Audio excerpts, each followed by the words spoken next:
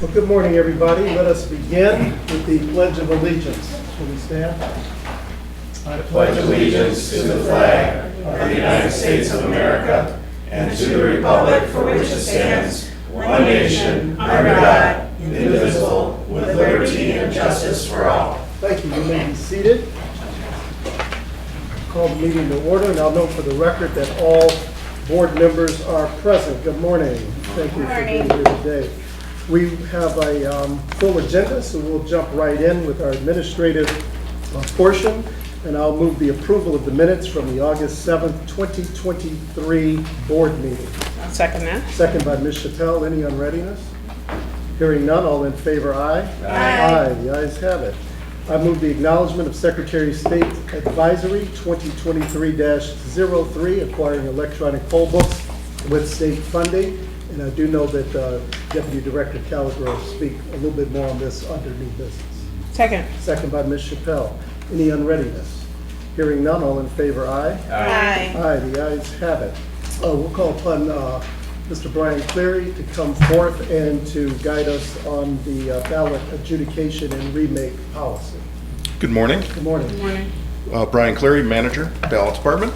Before you should have a copy of the updated ballot adjudication and remake procedure and policy, and a quick summary of the updates that we're making to this document. This document was first approved by this board in 2012, and obviously with the new software that we've gotten with our new equipment, we can now adjudicate things on screen, so we kind of want to go over and tell you what we've updated within the policy itself. So the first thing we did was we added the SOS Election Official Manual's instructions on how to remake a ballot using the software. They're pretty vague, so we actually, the individual procedures, we actually came up with on our own using a system with ClearBallot. The next thing we did was remove former category number 11. This category was where the voter filled an oval next to a candidate for an actual office and then cast a write-in vote for that same candidate and wrote that same candidate's name in there. The Secretary of State's Election Official Manual tells us how to deal with those now as an overvote, so that's not necessarily to be a category within the document itself. All the previous categories, the other 10 categories, with the exception of number 11, still exist within the policy. They may have been renumbered or shuffled around to reflect our new policy. And they break down as follows. Category 1 is ballots that are torn, mutilated, or folded. The first 7 that I'm going to give you are examples of ballots that we're going to hopefully adjudicate. They may still have to be remade in the rare case that for some reason we can't get them through our new scanners. But for the most part, they will be adjudications. As I said, category 1 is a ballot that is torn, folded, or mutilated. We will make that according to the policy. Category 2 is the ballot contains an indeterminate mark not made by the voter. This is anytime the ink bleeds and runs into an oval position. That's obviously not a mistake that the voter made, but we want to get that corrected so they can get it counted. Category 3 is Cuyahoga and nursing home ballots. Sometimes these are just made on regular paper, so we'll have to, our scanners are good enough now that they can actually take these and we can actually adjudicate them, but there may be some rare instances we can't. Category 4 is ballot contains votes for an eligible contest. These are obviously 17-year-old voters. We will go ahead and fix those. Category 5 is an inadvertent mark made by the voter, resulting in the scanner detecting an overvote or indeterminate mark. This is the famous resting mark where one oval is completely filled in, there's just a dot in the other one. Previously, under the previous policy, you guys gave us specific instructions how to remake those. We will continue that going forward.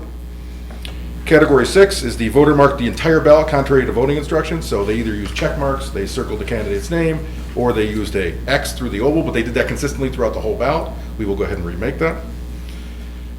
Adjudicate that, I mean. And then category 7 is the voter marked the ballot more times than the permissible number of times. However, they also gave us some clear indication of voter intent. So they filled in both ovals.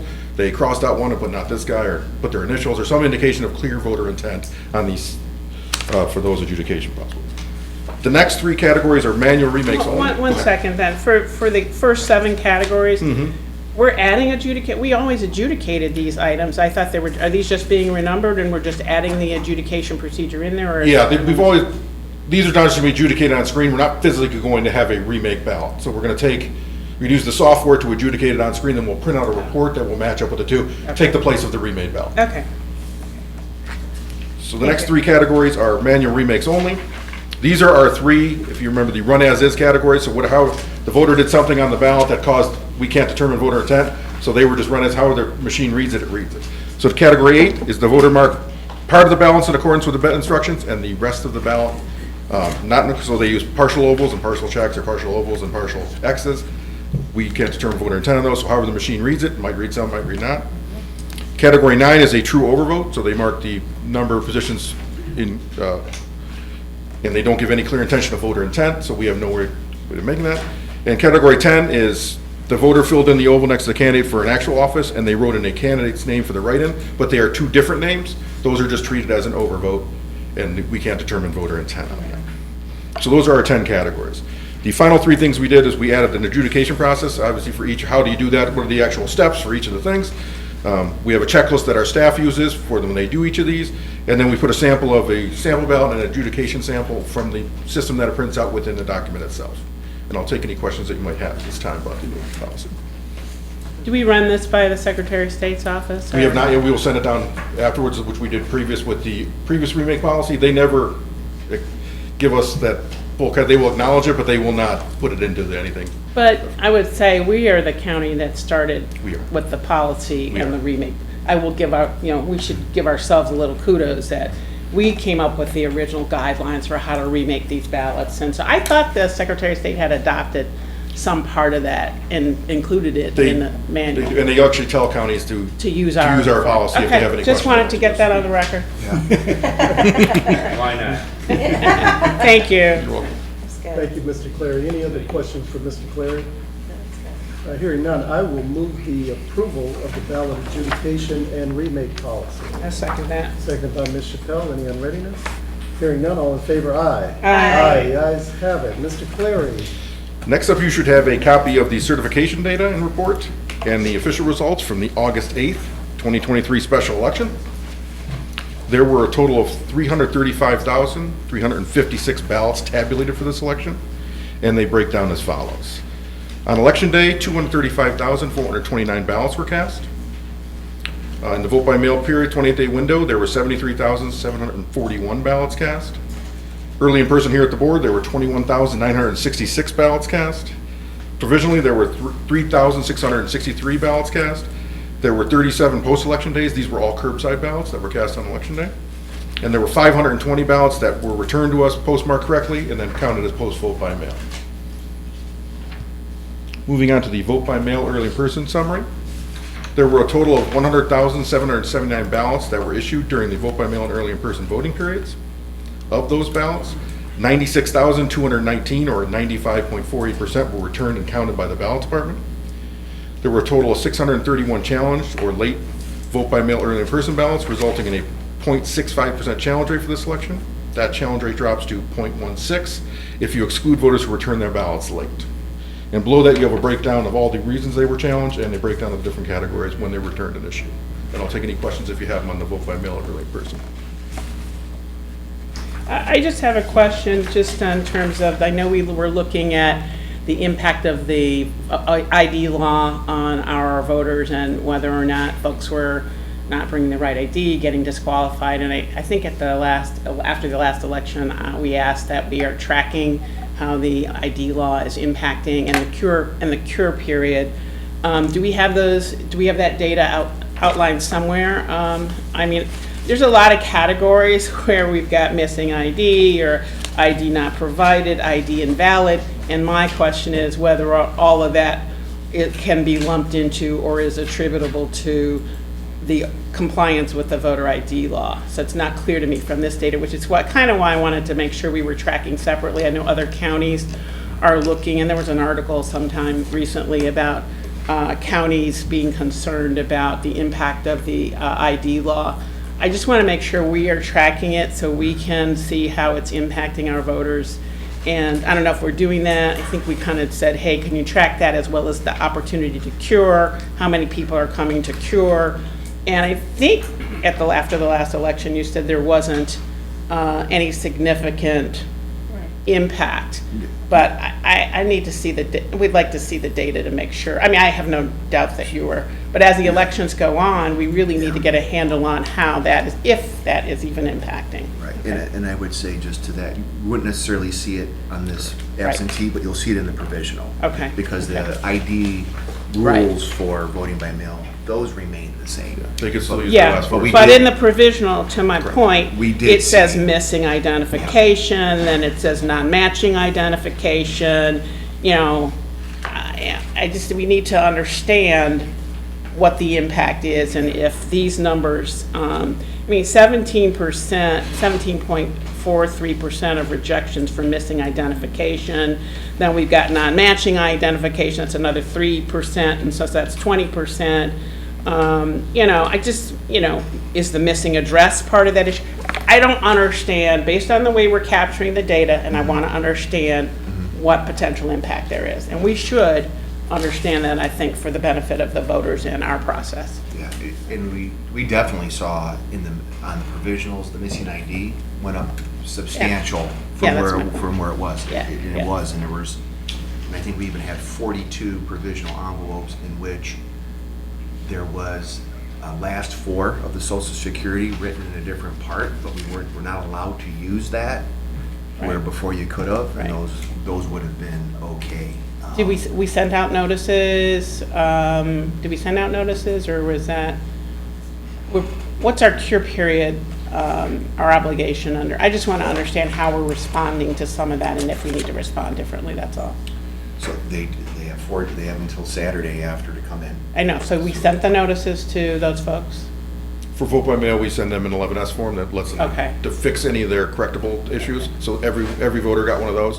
And then I believe for the provisionals on election day, they're given a card telling them that they must come down and cure their provisional in order for it to Oh, count. that's for the If they- election day If they voters. did not, yes, for the election day Right. folks. Because we won't be through all the provisions No, by that. that's right. But That's what right. we did is, there's a mandatory Secretary of State form that we had to hand out that we do, but we've created a Cuyahoga card also. Then when the poll worker sees that someone did not provide identification, then they give them that card.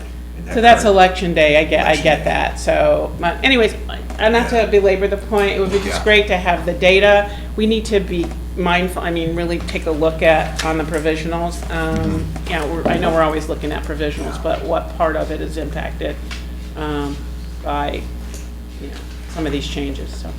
If you can just Sure. get us that information about the cure, and that would be helpful, so, thank you. Any other questions on the vote by mail section? Let me ask you, Mr. Claire, Pilati, with the 95% rate, is that unprecedented? For that return? It's the highest since I've been here. Yeah, I was thinking, yeah. It was a Usually we were on 92, I think the highest was extraordinarily 94. high Yep, number, that's yeah. the highest we've had Thank since you. I've been here. Okay. Moving on to the provisional voting summary, there were a total of 4,449 provisional ballots cast during this election. Of those ballots, 3,663, or 82.33%, were valid and tabulated by the ballot department. There were a total of 786 invalid provisional ballots, resulting in a 17.67% rejection rate. That rejection rate drops down to 6.81% when voters who had already cast a provisional ballot or were not registered as excluded. And below that, you see a breakdown of each of the categories, why they were rejected. There is some historical data at the back of your thing if you want to see the previous rejection rates for like elections for August. I think they cover around 8 or 9%, so it is up significantly compared to previous elections.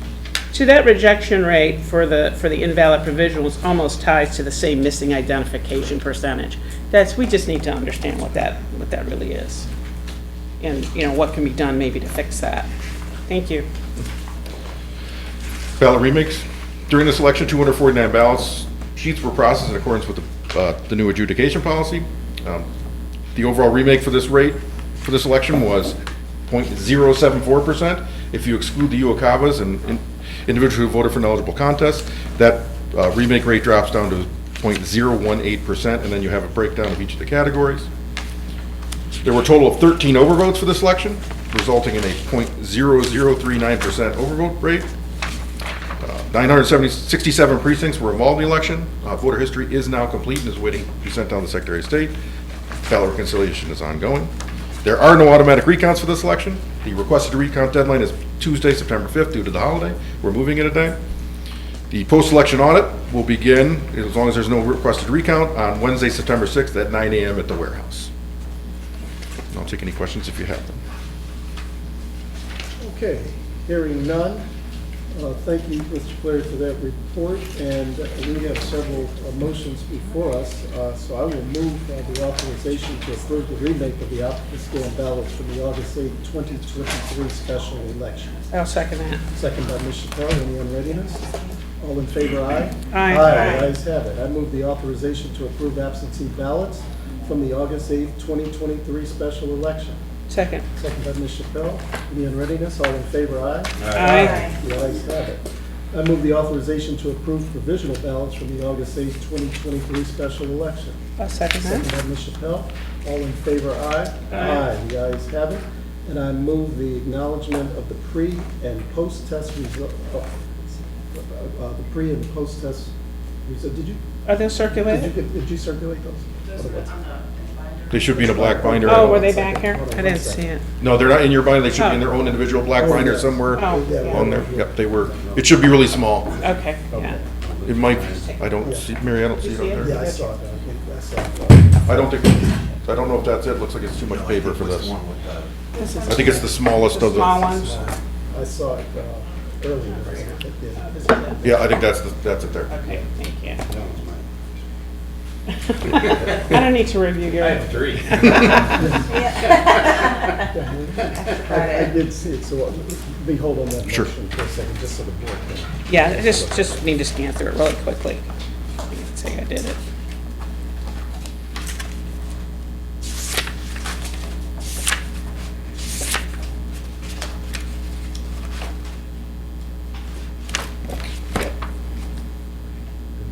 All right, so I will move the acknowledgement of the pre- and post-test results of the vote tabulation system from the August 8, 2023 special election. I'll second that. Second by Ms. Chappelle. All in favor, aye? Aye. Aye, the ayes have it. And I move the certification of the official results of the August 8, 2023 special election. Happily second that. All right, it's happily seconded. No discussion. All in favor, aye. Aye. The ayes have it. Thank you. And on to item 5, I move to acknowledge the date, time, and place of the post-election audit for the August 8, 2023 special election, Wednesday, September 6th at 9:00 a.m. at the BOE warehouse. That's correct. Second? Second by Ms. Chappelle. All in favor, aye. Aye. The ayes have it. Thank Thank you. you, Mr. Cleary. Okay, on to our next item, candidate and petition services, and the chair recognizes Mr. Brent Lawler. Good morning. Thank you, Mr. Chairman. Good morning, board members. Before you should have 13 protests from the city of, for Cleveland Judicial Courts and for the city of Euclid. I believe we're taking the Cleveland Municipal Courts first. There are 2 bases for the protests. One is that the candidates should be filing 3,000 signatures rather than the 50 that we've been advising them for 23 years to do. And the other one is the requirement in the city of Cleveland's charter that they have to be a resident of Cleveland, I believe, for 12 months, which is not consistent with the Ohio Revised Code. Do you want me to read my overview, or? Please. Sure. The Cleveland Municipal Court District is comprised of the city of Cleveland and the village of Brattonall, and that's an important distinction. The revised code, section 1901.071 states in relevant part, in the Cleveland Municipal Court, the judges shall be nominated only by petition. The petition shall be signed by at least 50 electors of the territory of the court. It shall be in the statutory form and should be filed in the manner and within the time prescribed by the charter of the city of Cleveland for filing petitions of candidates for municipal offices. Section 4 of the Cleveland Charter conflicts with the ORC by stating candidates for office to be voted for at any regular municipal election under the provisions of the charter shall be nominated at a nonpartisan primary election to be held on the second Tuesday in September prior to a regular municipal election. Thus, Cleveland municipal judicial candidates filed directly to the November election. They have no primary because the ORC states judges shall be nominated by petition only. For offices filing for elections, candidates file a declaration of candidacy, which is different than the nominating petition, in a petition, whereas the candidates for a general election are filing nominating petitions. If the protest argument is accepted by this Board of Elections, Cleveland judicial candidates would be required to file 3,000 signatures and have a primary election in September. Neither of these instances have occurred in the 23 years that I have been here. Furthermore, if the board agrees that judicial candidates need the 3,000 signatures, then I guess we would ask that you uncertify every candidate that we certified a few weeks ago. And another comment from myself, it is a two-community district. Bradnall is not a charter community, and I guess my question would be, the city of Cleveland's charter cannot, I don't believe, override Bradnall. So how do we treat people that run and live in Bradnall for Cleveland Judge? Do they require it to be 3,000 signatures? I don't know that a charter from a municipality can override another community. We received an opinion from the law director, Mark Griffin, from the city of Cleveland, who states in part, interpreting section 5 to apply candidates for municipal court should be inconsistent with state law, and that nominating petitions for Cleveland Municipal Court, judge and clerk of courts must be signed by at least 50 electors of the territory. And I believe that we were going to have Jeffrey Mixon start us off today. Yes, I just believe. wanted you to enter into your record to tee up what you needed to from your Sure. research on staff, and then we'll actually go into the Okay. hearing. Okay, thank you, Mr. Lawler. I will now call upon Mr. Jeffrey Mixon. If you are here, sir, please come to the podium. Is Jeffrey Mixon in the house?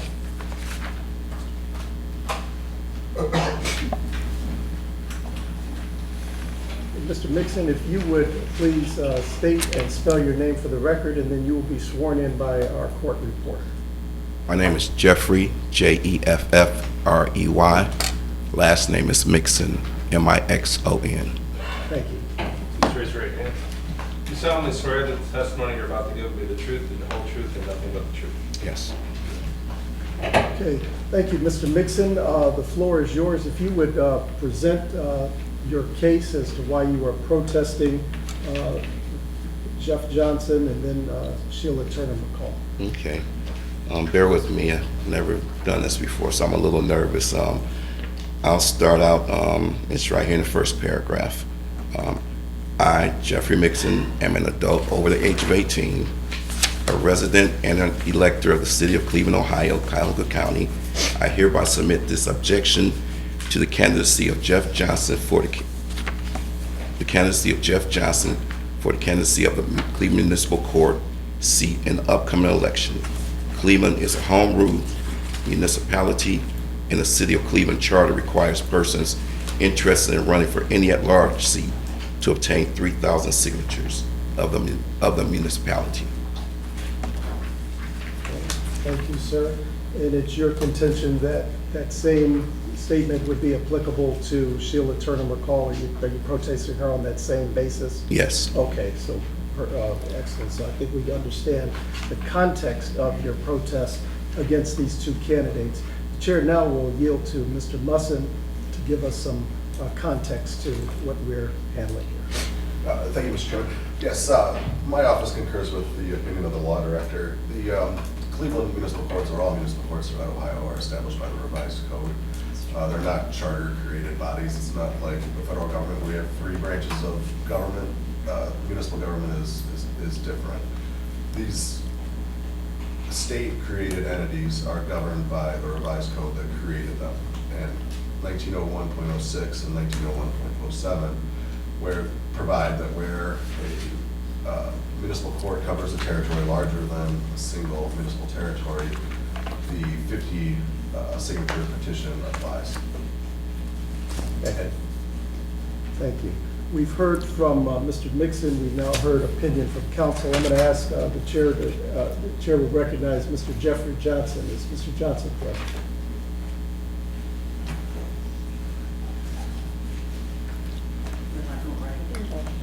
We need you over here because of the camera. Mr. Mixon, we're going to use the same podium so the persons on the Zoom call can see it. Mr. Johnson, if you could please state and spell your name for the record, and then we'll have our court reporter swear you in. Sure. My name is Jeff Johnson, Jeffjohnson. Raise your right hand. You solemnly swear that the testimony you're about to give will be the truth, the whole truth, and nothing but the truth. I do. Okay, Mr. Johnson, you've heard Mr. Nixon's argument, you've heard opinion from council. The floor, sir, is yours. Thank you, Mr. Chairman. May I provide two exhibits? Yes. I have 10 copies each as required. Clerk to the board. Thank you. Thank you, Mr. Chairman. It is, in fact, important that we respect and acknowledge that the Charter of the City of Cleveland is, in effect, the Constitution of the City of Cleveland.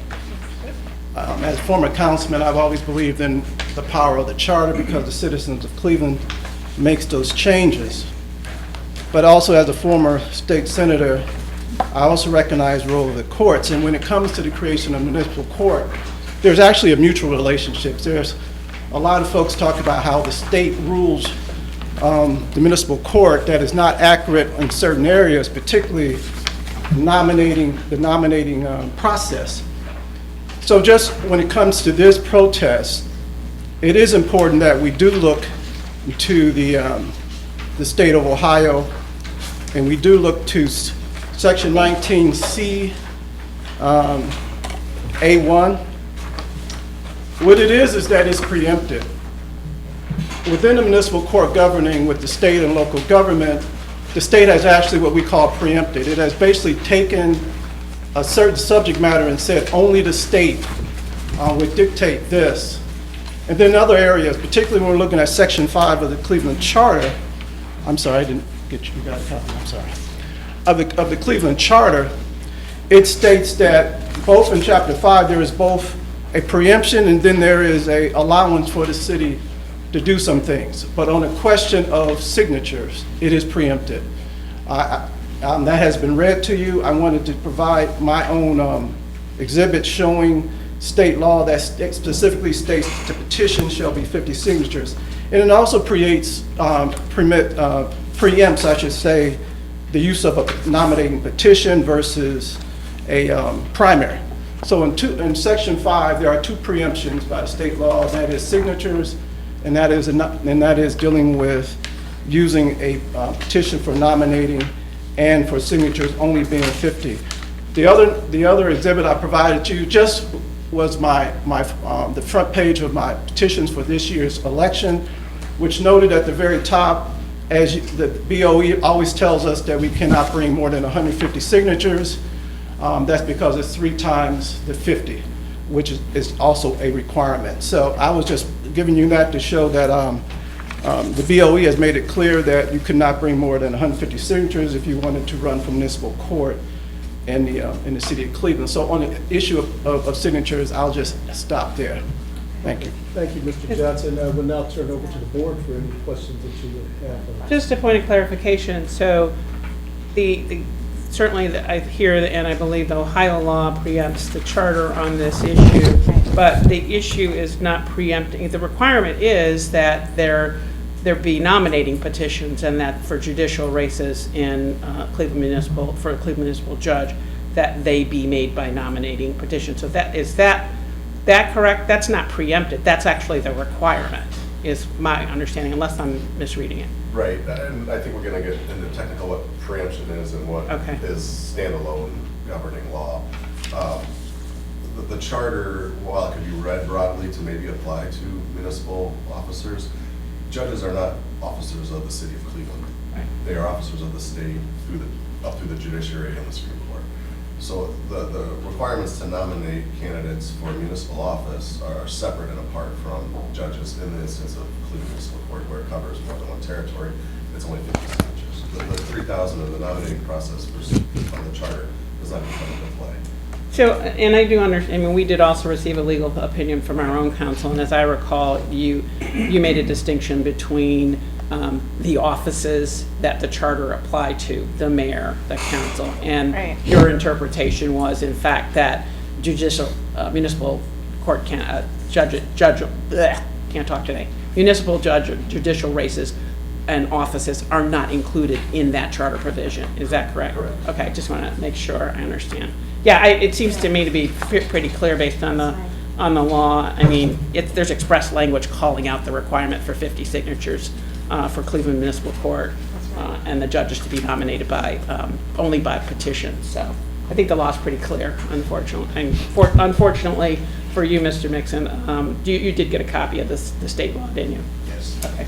Thank you. Thank you, Mr. Johnson. The chair will recognize Judge Sheila Turner McCall, who is with us I have a virtually. question. Yes, yes. Senator, do you want to do her? Just since you're, if you don't mind. So I guess my question is, to me, it's looking at the revised code, and it's specifically, I think it's 1901-07C1. I mean, it just clearly says, in the Cleveland Municipal Court, the judges shall be nominated only by petition, and it says here, the petition shall be signed by at least 50 electors. So I guess I'm confused. I mean, I understand what the charter says something else, but the other thing is, you know, it clearly, the charter refers to living in the city, and the city would mean Cleveland, and this is a 2-city district. So am I looking at that correctly? Yes. Okay, to me, it's pretty straightforward, so I agree with you. Yeah, one other question, because I think Brent Lawler raised the issue. I mean, it doesn't make sense for the charter for the city of Cleveland to govern the electors of Bracknell or any other, two-part kind of, I mean, I understand for residency purposes, it's considered one district, but I don't think we ever considered that question. That hasn't come up before, as I recall. So Brent raises a good question. We don't need the answer today, but I'd like some guidance from council on that if we encounter And it. there are other municipal courts that encompass several right. municipalities, so That's right. we see this across the county. Yeah. But I think it goes to your original point, though. These municipal courts are creations of the state legislature. They set the boundaries, they set the rules. That's why they're in the revised codes. They're not creations of charters. I mean, the actual jurisdiction and power comes from the state legislature, so. But that doesn't address the two-city question that Brent raised, and that I would like, at some point we can get some guidance on. But we have other multiple city districts, and I've never known one city's charter to trump another, because if you were to say that, then no one could ever live in Bracknell and be a judge of the city, if it's only residents in Cleveland. So, I mean, I guess that's the way I was looking at it, so. Yeah, I'm just curious if there's any case law, in case we encounter this in some other instance, just to see if there's any precedent for that issue being raised. And, it's worth looking into. I mean, to Lisa's point, absolutely. I mean, clearly the relevant Ohio statute covers Cleveland Municipal Court, Toledo Municipal Court, Akron Municipal Court, Hamilton, and so forth, so on. So, yeah, I think the state law is pretty clear. Yeah. But this other question should be just take a look at it and see if there's some guidance or anything interesting you might find out about whether that's coming. We like interesting. We do. We do interesting at Cuyahoga County Board of Elections. So.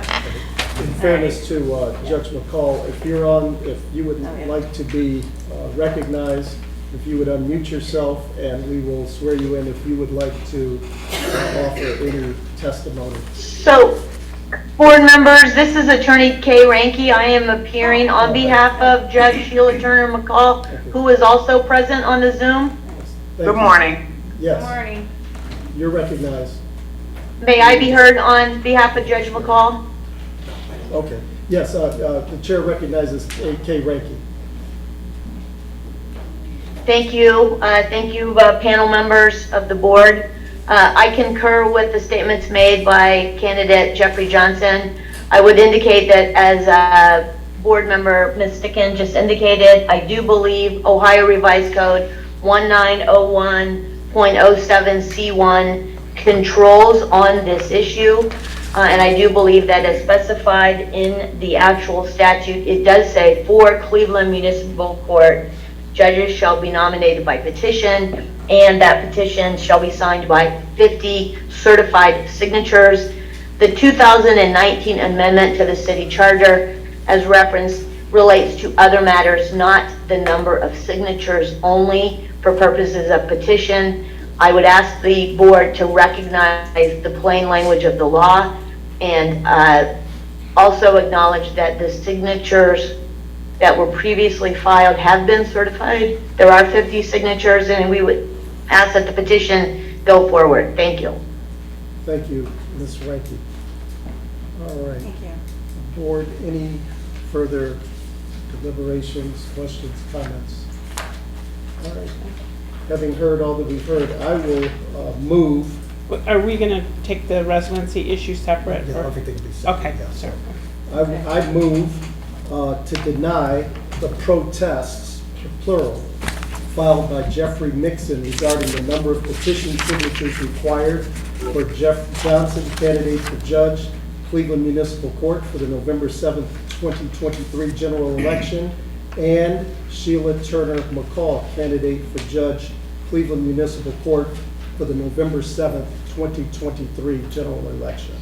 I'll second that motion. It's been moved and seconded. Any unreadiness? No, I just want to thank you, Mr. Mixon, for coming down here. We appreciate, obviously, it's our job to consider these issues, and thank you to our legal counsel for providing us guidance on this. So. I concur. Thank you. Question is before us. All in favor, aye. Aye. Opposed, same sign. The ayes have it, and it is so ordered. Thank you. We'll now call upon Mr. Johnson to come back. We have a protest hearing filed regarding the residency requirements for Mark R. Major. Mr. Johnson has already been sworn in, and the chair will recognize you, sir, and you may present your case. Thank you, Mr. Chairman. Thank you, members of the Board of Elections. Some of the ideas that were brought up previously is very relevant to this protest. And it speaks to the question that was stated. As you know, in my protest, I provided the fact that in 2019, the city of Cleveland citizens, by 76% of the vote, passed a charter amendment that required a residency of 12 consecutive months before someone can run for elected office in the city. So the first thing is to focus in on the language that went before the citizens. It is noted that it was not separated out where only city council and mayor, but it said to be eligible to be a candidate for elected office in the city. And this is probably, if my understanding, the first time that this charter, and I could be wrong, has been raised relative to, I know it is for the first time for the elected office of judge in the city of Cleveland. And in my protest, I made note that my opponent, the respondent, Major, had become a citizen of the city of Cleveland in February of this year. I don't think there's any question that that alone is showing that it was less than 12 months. But obviously it doesn't end there because it's a judicial office. I have provided in my exhibits, first of all, proof that in fact he fell short of the 12 months. I have with me also and exhibits that show that during the 2019 election that it was presented as all elective offices in the city of Cleveland. There was even an editorial by the Plain Dealer in its efforts to say that it did not support passage, that it dealt with all three. Not all four, I should say. There's 4 elective offices in the city of Cleveland. You've got mayor, council, judge, and clerk of courts. So those are the 4 offices that that citizens of Cleveland can elect. And of course, as you mentioned, when it comes to the judge, that Village of Bracknell is included. So I do have exhibits relative to that. I'll ask the chair whether you concede that point, or if you want proof that there was that discussion, there was that belief that this was not limited. So the first thing I want to establish was the 76% of the folks were voting on language that said all elected offices in the city of Cleveland. I just want to establish that point first. And I have that, and I have with me for Exhibit 12 is the Charter Commission. Just for you get a sense of their notes, and their final thing that they voted on clearly was no distinguishing. There was no separation with the 4 elected positions. So having said that, oh, you got, I'm sorry, I didn't give you all of them, I'm sorry. And Excuse me, Mr. Johnson, if we're handing out exhibits, is Judge Major here? Yeah. He sent a message that he's unable to attend. He's in it. I just wanted to make sure, so he would have a copy of what's being disseminated. I actually got 15 copies of that, so I've actually made 15 copies just in case. Yeah. And, Okay, Mr. Johnson? Yes, please. okay. This is that I just spoke about.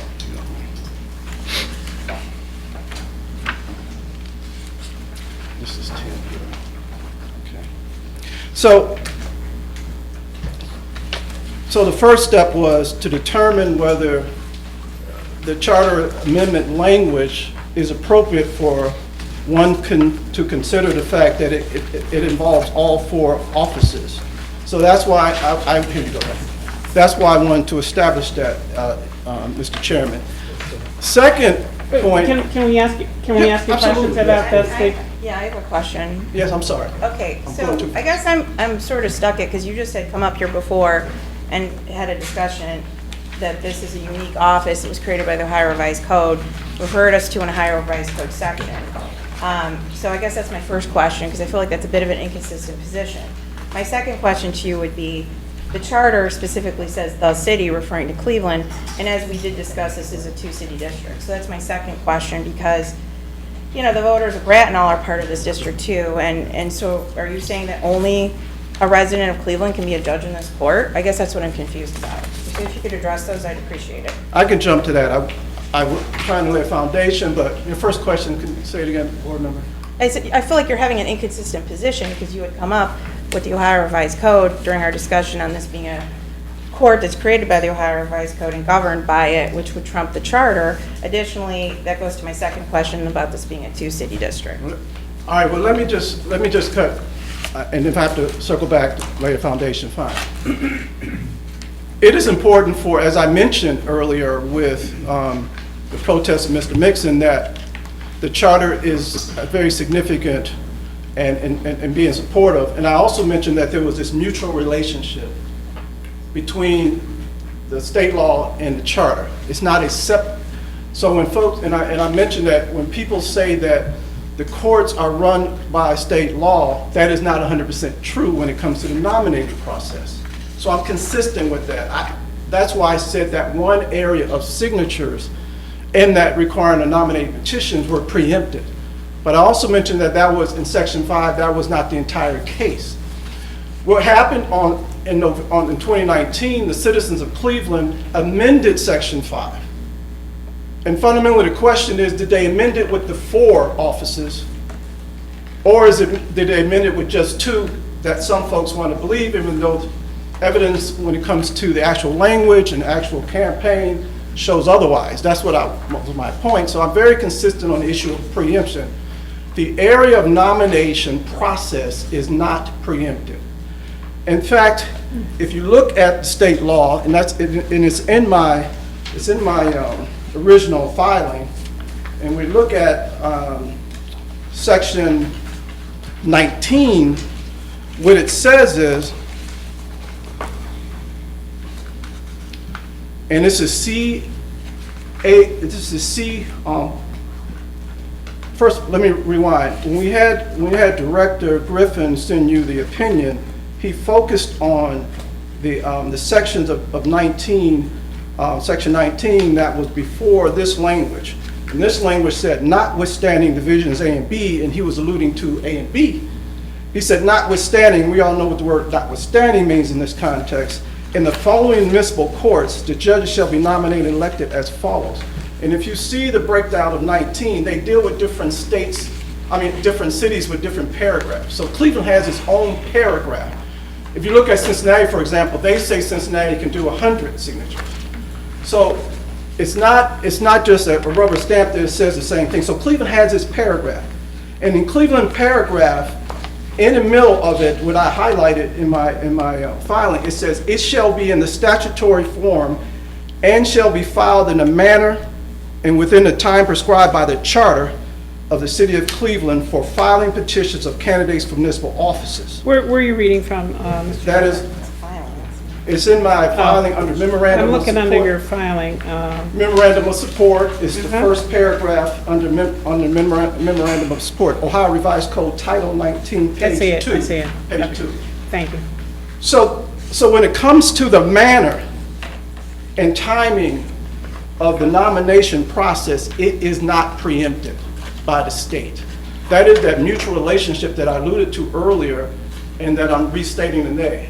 And that is that there is a, if you will, sending of the signal to candidates for municipal court judge in Cleveland to look to the charter as well. And and the BOE does the same thing. I have also exhibits that show, and of course we can just confirm it because you know, for example, there is a handout that's given to those who are seeking to run for judge in Cleveland, in the Cleveland Municipal Court, a handout here that says Cleveland City Charter governs filing requirements for judicial office. This is your piece, this is your language.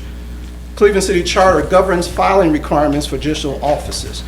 There are some who have been saying that judicial candidates for municipal court is not part of the charter.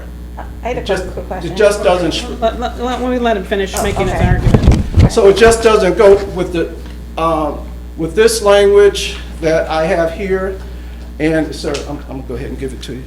And also we have the Secretary of State that also within its, what it provides to us as candidate, it states also look to the charter of the City of Cleveland for governing. And I will also point that there is a section that we all are aware of that comes from the City of Cleveland's charter that is in section 8 that you rely on, what you tell us as candidates, and that is that we have 5 days. If we fall short of our petition signatures, we have 5 days to cure it. That is not state law. That is the section 8 of the Cleveland City Charter. And that is another process that the Board of Election follows from the City of Cleveland Charter. So the question is not whether the charter governs actions by the nomination process. The question is, and I think that's what Director Griffin has raised, whether Section 5 applies. And given this new amendment to Section 5 that occurred in 2019. So when you add together the fact that we already acknowledge the charter as part of what governs the nominating process, and even the Board of Election has that relationship and articulates that reality along with the Secretary of State. We also have a state law that says go to the Cleveland Charter to look for the manner and timing of nomination. Mr. Johnson, Go ahead. let me put a pin in there. Yeah, I guess I just want to make sure I understand your argument, and I think you maybe did clarify it for me. It seems like you, just so we're clear, in the revised code it says manner and time prescribed by the charter. In terms of form and filing, it says form and shall be filed within the manner.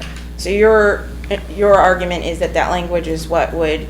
Includes residency. Yeah, that's what I wanted to clarify, that was your argument. Includes See, residency. I can make a counter argument though, that the language of the statute deals only with the nominating petition process and doesn't cover residency at all, in which case you defer to the charter on the residency requirement. I'm not so sure I would agree with your argument that 1901-07C1 covers the residency requirement. It speaks to the manner and timing of filing the nominating petitions. So I actually think the better argument is that the Ohio law doesn't address the residency requirements for judicial candidates in the Cleveland Municipal Court, and that you would then maybe have to defer to the charter for that. But I'm going to look to our legal counsel to see if our interpretations are erroneous. Can I respond to that? Oh, wait, yeah, that's a question for you and then our legal counsel, Yes. if that's Yeah, permitted. that's right. Yeah. Mr. Johnson and then Mr. Musso. I think the first, as I stated, the first clarity is that it's not preemptive. The state has not taken control of the nominating process, whether it's residency or whether it's any other area outside of signatures amount, and the fact that it will not allow for a primary. That's why I say nominating petitions. It doesn't want primaries in Cleveland. So other than that, I believe everything not preempted goes to the charter, and it's at least at the minimum that the language, they're sending us to the charter. I'm saying that the definition of manner, in my opinion, also includes the rules of filing a nominating petition. And part of that rule process, before you can even file, is you have to fulfill the residency requirement. And I think that, so I define manner including the whole nominating process, and residency is part of it. Because someone cannot come who's living in another city, come and just file petitions and be expected to be nominated. That's how that's all. One other question for you, Mr. Johnson. I didn't see that the legal opinion of Mr. Griffin even covered residency, or did I miss it? It seemed to me that his legal opinion was basically state law preempts everything related to Section 5 of the Cleveland Charter, and I didn't see that he called out any specific language around residency, and that seemed to be, and that was my read of his legal opinion. Is there anything in his legal opinion that you think supports your argument that the amendment to that was adopted to Section 5 of the Cleveland Charter governs? Because I just don't see anything in his legal opinion that seems to me to be as straightforward, hey, Section 5 is completely preempted, but again, maybe. He stated in his opinion that municipal court judges, candidates, are not part of 5. He does say that 5 does not apply to municipal court judicial candidates. That's his fundamental statement. Yes. My disagreement with him is that, number one, the part of 5 that was just amended in 2019, and I laid out the language and so for him to write, I disagree that he says now, even after the 2019 amendment, it doesn't apply. And I think it does. And then, so there's twofold. It applies. We've used the charter in other sections. For some reason, we decide to ignore Section 5 as not being applicable, but Section 8 is. It's still city charter. So he says that it does not apply. And I believe that the state law tells us to look to the charter.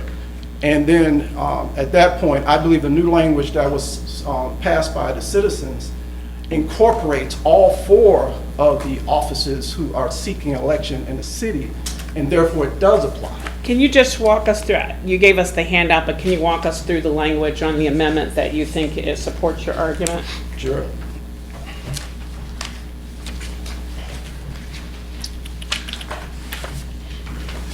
I think I put it away. Wait a second. It looks like Here we it's go. on Here page it is. 9. Is Here it it is, page right 9? We're talking about the charter language or the state The language? recommendation that looks to start on page 9 of the Charter Review Commission document. Okay. Is that why you I thought I you got it gave right us now. this. I got you. Okay. Okay. Thank you. Is the It says, amendment, I'm looking at page 9 of the Charter Review Commission final report that deals with Section 5. Am I on the same page with you? yeah, I'm just trying to figure out where the amendment is where there's been the change to include the judges as an office, one of the. Well, first because, in my understanding, my clear understanding, having dealt with the charters so many times about governing me as a councilman, number one, it doesn't single out. That's the first answer. It doesn't say mayor and council. It says specifically eligible to be a candidate for elected office in the city. Where are you reading from? That is in the first sentence. Okay, first thing I'm reading is the final language. Yeah, where is that? That is in my section. I also have, do you have my? Yeah, we have your filing. I Where is that? have the certified copy as exhibit that you guys certified the election language. Oh, Exhibit 1? Yeah, 20, it was issue 20. And it's among my, if you still have my exhibits from my filing, and I'll tell you which exhibit it is. It's the very first one, I believe. Yeah, Exhibit 1. Oh, yeah, okay, I'm sorry. The that's what you certificate said. of Yeah. result on election on question. So that's the language that I was reading, that it states in the first sentence that to be eligible to be a candidate for an elected office in the city. And so, But where is the language that you said incorporates the 4 offices? I just, see, Where is that?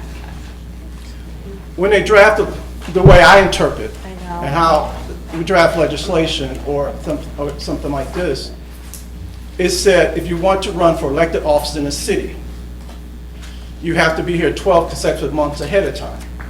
There are 4 offices, elected offices in the city of Cleveland. Where is that stated? That's what I'm looking for. I think Where it's is just a that? reality. It's stated in the fact that in the city of Cleveland, there's only 4 offices in the city of Cleveland, municipal offices.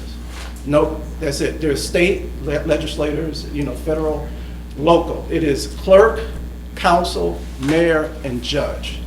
That is there a document or something in the charter that specifically says that those are the 4 offices? No.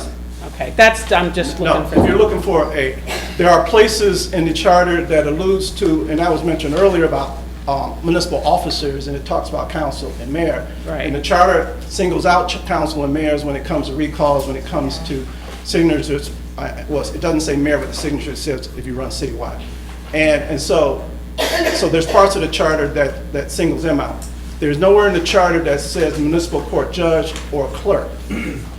But the language, again, as you write language for change of charter, you also deal with was the intent of this language. If they intended it to be just for mayor and council, they would have put it in there. Also, the actual campaign and discussion dealt with judges as well. I'm sorry, I cut you off. Yeah, we'll be there. I want to, we have a couple of questions here at the table, and I think Mr. Musson also wants to Right. speak.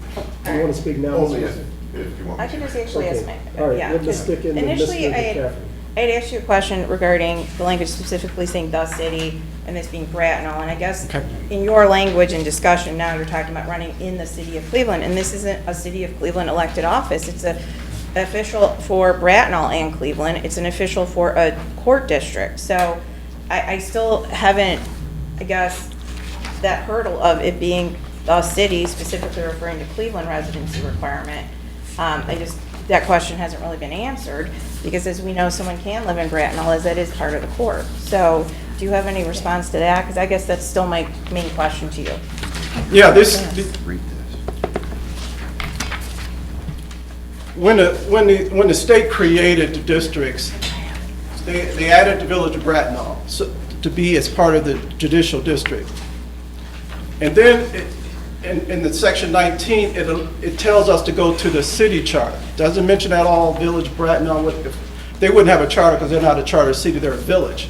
And so the question, because this is probably, like I said, the first time that this board is dealing with the passage of this new amendment.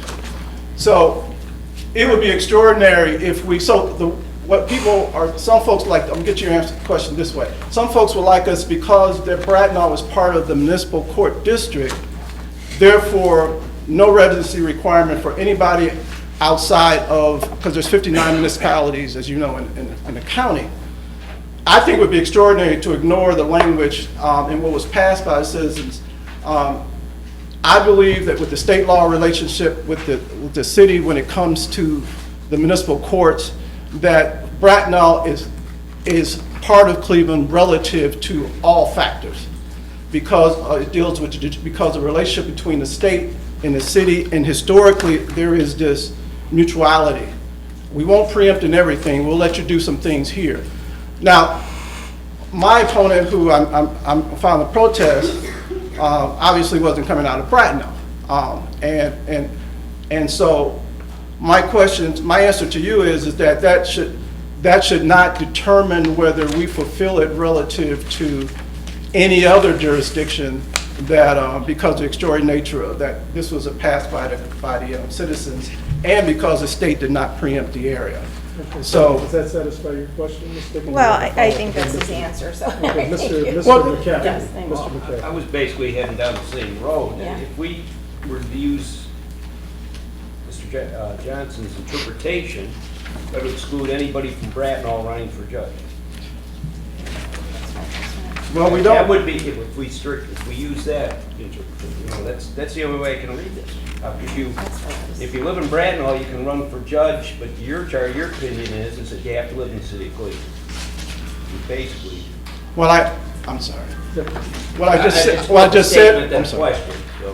What, Yeah, and then after you make this statement, Mr. Johnson, then I'm going to ask Mr. Musson. Can I add one little thing? I'm Yeah, sorry, before we go to Mr. Musson. Yes, why don't you go now? So here's where I'm stuck, because, we generally defer to the opinion of the law directors when it comes to issues of the charter. And I'm concerned because I don't see that your law director, the law director of the city of Cleveland has eked out the same position that you're or advocating the same position that you're advocating. And a part of his opinion, he actually says, under the charter, the elected officers of the city are specifically council members and the mayor. See section 24, which provides in relevant part that members of council shall be elected for a term of 4 years, and section 68, which provides basically the term of years for the mayor. See also section 15 of the charter, which provides in relevant part that all elections provided by this charter, whether for the choice of officers or the submission of questions to voters, shall be conducted by the election authorities prescribed by general law of the state. I'm stuck on this preemption issue, and his opinion interpreting the Cleveland Charter, which basically says that state law completely preempts the Section 5. And I understand what you're arguing on the residency, but I just am confounded on how we could proceed for the issues that my colleagues are raising also. And then the question I have for Mr. Musson and maybe for Mr. Johnson also is there, it's clear on the nominating petition for me, the preemption. The residency issue, I agree with you, is a little trickier, but I'm trying to understand, is it the residency at the time of filing the petition? Or is it the residency what is the person's residency at the time they take office? Because I think there is, in its state law, a distinction between the two.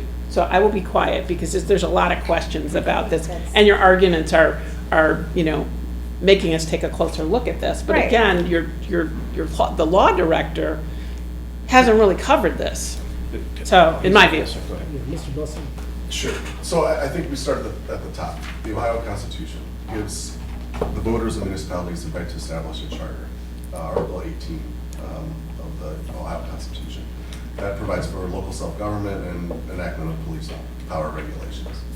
Article 4 of the Ohio Constitution gives the General Assembly the right to create judicial offices. The judicial power of the state is provided in Article 4 of the Ohio Constitution. That is reserved to the General Assembly. The General Assembly has pulled through certain provisions of the charter through state law, Article 19, but that's only for the timing and filing of nominating petitions. Under 1901.06A, it does address residency.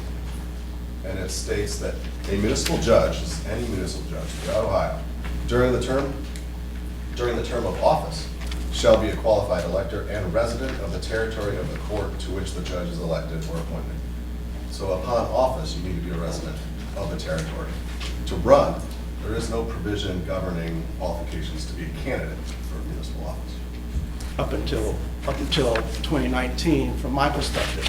The city does not have the authority under Article 18 to Preempt the state create law. courts. or Yeah, qualified But there is no, Go ahead. there is no state law that deals with residency for nominating process. It does, what he Correct. read You can live was in Anywhere, office. yeah.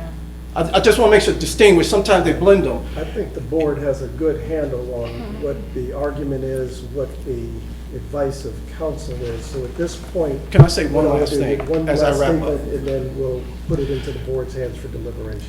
It is troubling for me for not the board, because I've heard comments, it's troubling for me when there are statements made that the municipal court judge is not part of this charter, when in fact we use it in many different ways for the municipal court election process.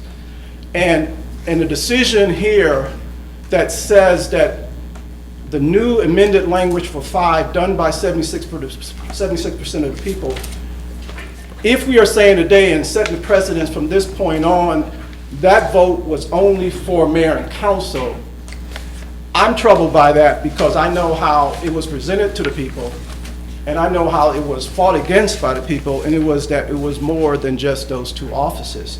So I understand the difficulty of your position. I don't believe the Bradnall question. I believe that given the nature of that jurisdiction, that Bradnall and Cleveland will be treated the same way relative to the residency requirement of the nomination process. That was my answer to that question.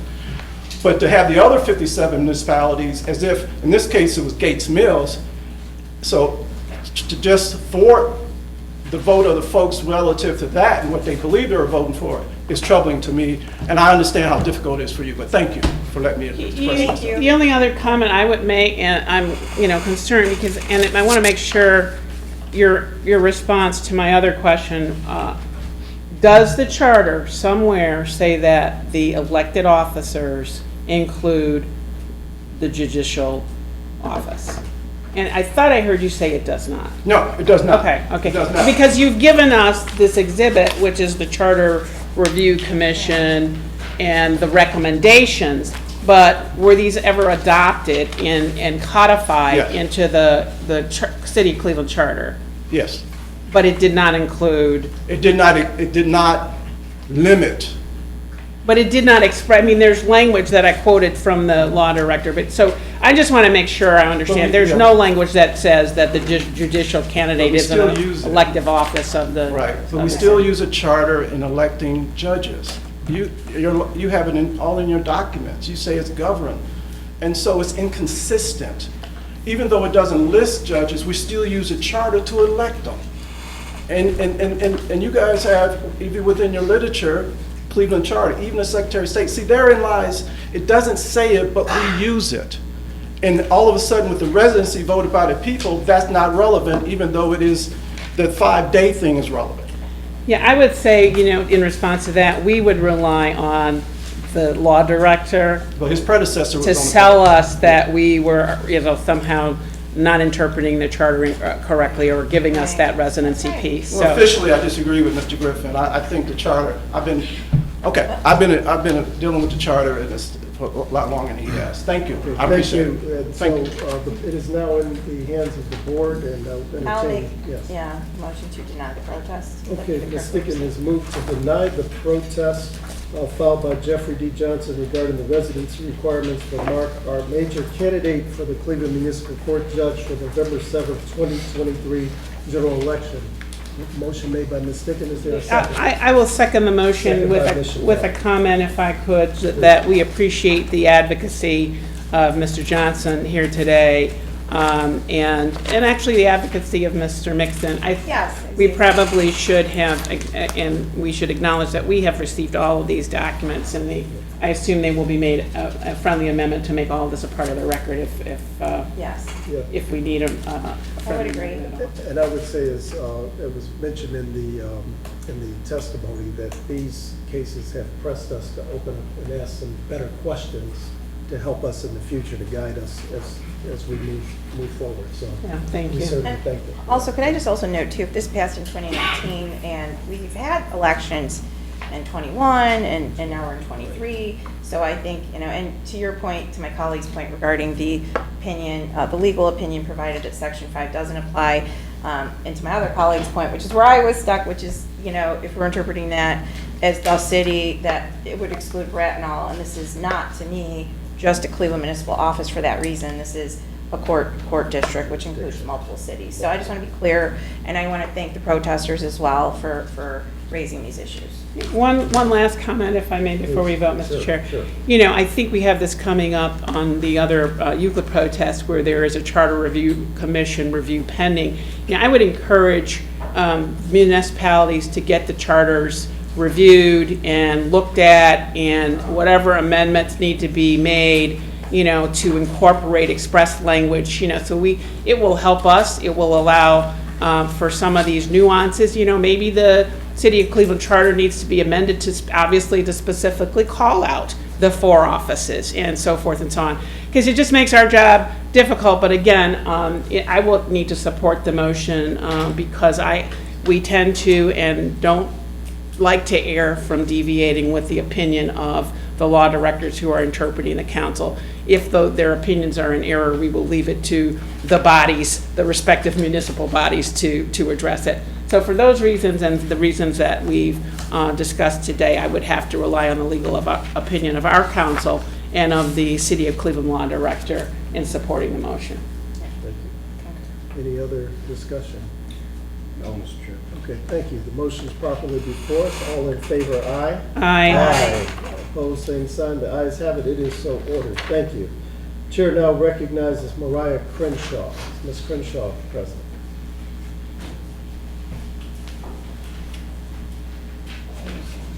Ms. Crenshaw comes before us. Good morning, everyone. Good morning. Good Would morning. you please state and spell for the record your name, and then our court reporter will swear you in. My name is Mariah Crenshaw, M-A-R-I-A-A-H-C-R-E-N-S-H-A-W. Pop quizzes really get me. I'm ready. Do you solemnly swear that the testimony you're about to give is the truth, the whole truth, and nothing but the truth? I do. Good morning, Ms. Crenshaw. So you come before us to protest several candidates regarding the number of petition signatures required. And for the record, those candidates are Sidney Strickland Saffold, Joseph F. Russo, Heather McCullough, Martin Sweeney, and Earl B. Turner. And for Jocelyn Conwell, also that same issue, the number of petitions, as well as the residency requirement, which we just deliberated on some moments ago. So having encompassed all of those, the floor is yours, and you may present your case. Thank you. So I am the one who started this mess. I am the one who started questioning whether or not the signatures that had been collected by the candidates was sufficient to meet the mandates of the charter. And as listening to everyone this morning, I do think that the board erred in its decision not to grant those protests based on a few things, and I will discuss those things. I would like to give you what I consider my opposition motion, or legal opposition to the legal department.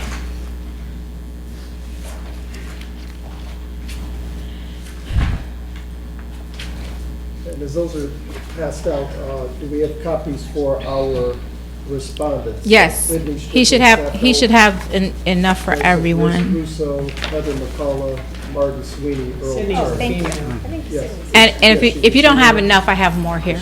I don't know. No, I don't know. Or any of our respondents here, make sure you get a copy, or your representatives, yes. Thank you.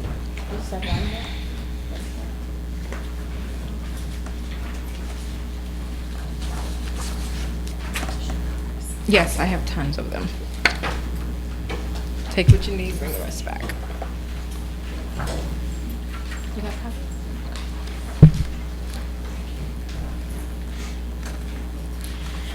Okay, I had an opportunity to review Mr. Griffin's legal opinions for the clerk of courts as well as for the judicial seats. And I think what's problematic to me is that I have not heard certain language, even in Mr. Griffin's opinion, is that the revised code is a general law. And it applies only when the charter is silent. And I've been here before this board many times in hearings and heard this board direct the citizens always to look to the charter. And so when we look to the charter and no one read this specific language of the charter so that we could really have a discussion, and those who are observing what's going on here would be able to understand why these petitions were filed. So my experience in the legal community is that I see a lot of deflection that goes on when it comes to issues and claims and things of that nature. And I think it was a deflection to bring in Bratnaugh. It was a total deflection. I think that it is a legislative issue that should be taken up with the city council and the voters, as well as the state legislature, to include them as electors who are able to run for office and be able to, because we do serve them the jurisdiction. I don't think there's a jurisdictional issue here, and I don't think that there's any conflict with the current language of the charter and the general laws. No one is doubting that they need 50 signatures, but it is clear that the language of the charter in that section that we're discussing, which is, give me a moment to find it.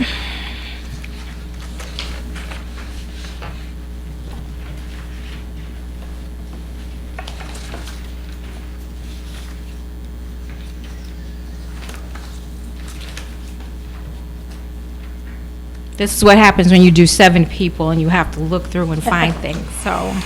A lot of material. Okay.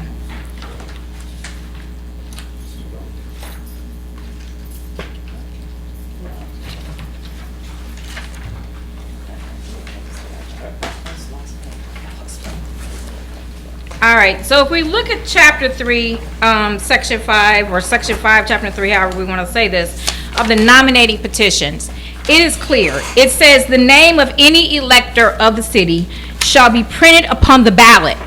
When a petition in the form prescribed in this chapter is filed in the elector's behalf with the election authorities. That would be step 1, right? That's clear. There's no ambiguity about that. And the elector has been an elector of the city for at least 12 consecutive months immediately prior to the next regular municipal election or the next election. And I'm going to stop there because it's a comma. There's no ambiguity about this language. The person who is going to run for office, in elected office in the city of Cleveland, must have been a resident for 12 consecutive months prior to that election. It's clear. No ambiguity. Elected office. It does not say mayor. It does not say judge. It does not say clerk of courts. It does not say council. It says elected office. So when we're discussing elected office, that would include our judicial candidates and our clerk of courts. After the comment says, as required by law or charter, whichever occurs first, such petition shall be signed by at least 3,000 electors of the city for the nomination of a candidate for an office filled by election from the city at large, comma. Well, let's talk about that. How many races are in the city of Cleveland that are at large? Judges do not run for wards. They do not run for they run over the jurisdiction of the municipality. And so therefore, they would fall into the at-large language. No one spoke that this morning.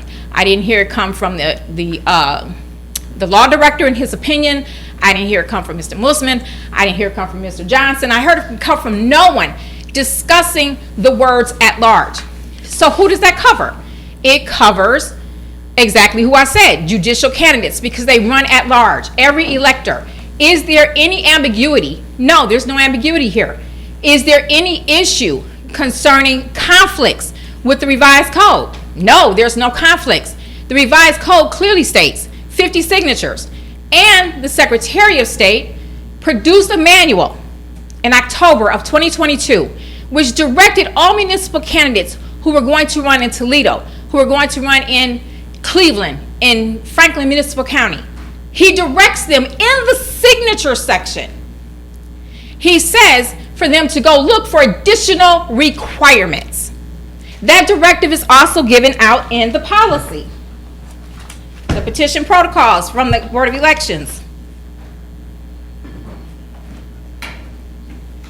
That's the directive. While we're getting that, may I pose a question? Yes. Can you speak to the preemption issue on the 3,000 signatures versus the 50 signatures? There's no conflict there. So when so someone your issue says, is on, go ahead, I'm sorry. When someone says it's preemptive, revised code concerning that matter is a general law, and it applies to the statewide where there are no requirements within a city charter.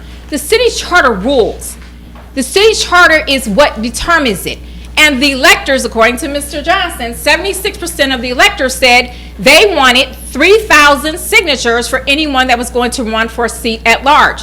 It does not exclude. There's no exclusionary or exemptive language in the charter anywhere. No one pointed to it. No one can point to it. But doesn't state law preempt the charter? Not when it's concerning a general law. That is a general law that has been recited by the law director. He cited a general law. And when you look at the manual that was written by the Secretary of State, I gave this to for the didn't I sent that with the protest. Everyone's protest should have the language there. When you look at the language of the municipal terms, not municipal terms, chapter municipal court judges, we've had this discussion about territory. Okay, territory would include Bracknell. Yes, it would. No one's saying that, but no one from Bracknell is running in this race, so that's not even a question before That's us. not my issue. That's Right. not my, that was a side, So- that was a side, we're not deflecting, that was a When side we're issue. looking, right, I understand that. Okay. I brought the issue. Okay, that's a side issue. Can you address the preemption issue for me if you Right. could? No, it is, when you look at the manual from the Secretary of State, and I'm going to read this to you. Under signature requirements for the Cleveland Municipal Courts, it says, in certain charter municipal corporations, the petition, signature, or filing requirements may differ. Please review the appropriate revised code or charter provisions for requirements specific to your court. There's another note, so he reiterates this to the potential candidates. An individual who is interested in being a candidate for the Akron, Cleveland, or Toledo Municipal Court or the Franklin County Municipal Court are encouraged to review the municipality's charter for the appropriate filing deadline and any additional filing requirements. When we look at that section of the charter, it's clear. If you're running at large, you need 3,000 signatures. This is a general law. There's no conflict. But your argument initially was where the charter is silent, or where the... Not the charter is silent, where the revised code is silent. I'm sorry, but the revised code isn't silent. Right, and there's no On the nomina- conflict. on the And I nominating- said that, there's no conflict. The nominating petitions so at you're- the state minimum, okay, hold on, let me reiterate, so maybe I may not have spoken it clearly.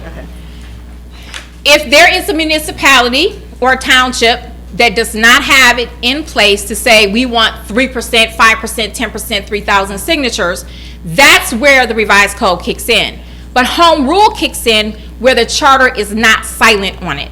And we see this, and you see I added to the first document that I provided to you, that in the city of Euclid and Cleveland Heights, they have the identical language. It clearly states, and I gave this to the receipts from those candidates that are running for judges in those areas. The language in their charter states, if you're running at large in the city, you require 2% of the signatures of the electors from the last general election. There's no difference here. The only difference is that we at Cleveland said 3,000 signatures specifically. But the preemption would be, because you said, Ohio Revised Code very clearly says for Cleveland municipal judges, only 50 signatures are required. So how am I getting to 3,000 signatures? Because the home rule says 3,000, and that was passed in 2019 as agreed to. Okay, thank you. Mr. McCafferty has, Yeah, more of a statement. I'm still confused because did the residents of Bracknell have an opportunity to vote on the Cleveland City Charter? That's a problem for me too, and I've been talking to the state legislators and I've been talking to other people concerning this because it's never been an issue that's ever been brought up until now. Well, but it could. It could Do be- you agree now if some resident Yes. was here and somebody protested? Yes, we I rule do. According to yours, we'd have to rule him off the ballot. I agree. The problem is because our language in the city charter does not indicate Bracknell. It doesn't talk about Bracknell judge or Bracknell municipal court. I had another. So- question. Yeah, It- so some of the examples you cited were one city courts, I believe. So maybe there is some distinction there, because if you're, and I think that's maybe where we're also stuck, because we're obviously not trying to exclude anyone. And I do appreciate this discussion this morning, because I think it is important. But, you know, I guess that's where I'm stuck too, because I could see where one city, particularly one that's not specifically singled out in this code section, you know, their charter obviously would apply to all candidates, and that is a true citywide at-large. I guess I don't know that I would consider Cleveland Municipal Court to be at-large. I mean, to your point, yes, they run for the whole city, but they're also running for parts outside the city. So really, that's not a citywide candidate, that's a district-wide candidate to me. I mean, I guess that's where I'm stuck. And Can you- I think can we're you- all yeah. stuck on that, and I Yeah. think that is something that really should be addressed maybe by the higher courts, because this is something that I don't think that the board has enough information or no one's ever challenged this before, according to Mr. Lawler. 23 years, no one has ever questioned this, and then here I come along and I ask the questions. And in my opinion, in reviewing the language of the charter as it stands as of 2019, there must be a 12-month requirement, and that is the home rule, that you live in Cleveland 12 months prior to the election, and that if you're going to run at large. So when we look at the language of the charter where it says at large, who are we talking about? We've got that. Ms. So Pickett, your and then protest, I Mr. thought, was Musk. for signature numbers. Are you now including residency as well? Well, or- Miss Conwell is a residency and signatures. Okay, so that was. So I'm just kind of throwing that out there, yeah. No, I appreciate it. Yeah. Okay, So thank we you. have a good handle on your argument. Mr. Musson, anything you want to chime in? And then I'm going to call upon our respondents. No, I would just reiterate that Article 18 of the Ohio Constitution does not give municipalities the authority to establish or qualify electors to run for municipal court judge. And that refers to what you said some The home minutes ago. rule, Yeah. local self-government and police power regulations does not encompass creating courts or qualifying individuals to run for judge. Okay, thank you. The chair now will recognize Ms. Saffold, if she's here, or representative. Mr. Russo, if you're here, a representative. Ms. McCullough, if you are here, or a representative. Mr. Sweeney, if you are here, or a representative. Mr. Turner, if you are here, a representative. And Ms. Conwell, if you are here, or a representative. Also, I have an opinion from the attorney. Excuse Just me, a ma'am. moment, sir. Excuse me, ma'am. I have an Excuse me, opinion ma'am. from the Attorney General for the We'll get to you. clerk of We'll courts. get to you soon, okay? The chair now will recognize the Well, response. you can probably Thank you. respond. Yeah, you can respond. Sir, would you please state your name for the record? Morning, Mr. Chairman. Good morning. Larry Zuckerman on behalf of Sidney Strickland Saffold. Your Honor, I would just like to make a motion at this time. I've never done this before, just not spoken, but based on stare decisis and your decision with regard to Mr. Mixon's complaint, we'd respectfully ask the court to dismiss the complaint based upon the same reasoning that you had issued in that opinion. Thank you. Thank you. Do we have any other representatives from our other respondents? Again, Mr. Russo, Ms. McCullough, Mr. Sweeney, Mr. Turner, Ms. Conwell. We have other respondents. And, Mr. Chairman, if the motion, my motion is denied, Yeah. then I'd ask for an opportunity to address the issues raised by the petitioner. Thank you. Only if our only motions come from only Yeah, he's making just a a request. request, yeah, so we have your request, but I've got to take the other Yes, sir. cases in consideration. Floor is your chair recognizes, would you please Heather state your McCullough. name and spell it for the record, and we will swear you in as well. Heather, last name McCollugh. Thank you. Raise your right hand, please. You solemnly swear that the testimony you're about to give me the truth, the whole truth, and nothing but the truth. I do. I would like to state that I would like to incorporate by reference some of the statements earlier made by Attorney Ranke, by Mark Missman, Law Director Griffin, Mr. Johnson. To note one of the things that Ms. Crenshaw was saying, that this was a general law. It's not a general law. It's very specific. It specifically mentions the Cleveland Municipal Court and outlines that you need 50 signatures from 50 qualified electors. In addition, as also mentioned by Mr. Johnson, when you pull that petition, you are told you need 50 signatures, and you are not allowed to bring more than 150. So even if I had walked in with 3,000 signatures, believing that to be the case, I would have been turned away. I wouldn't have been allowed to turn that many signatures in. So that's a different decision for a different day, because everything would have to be changed.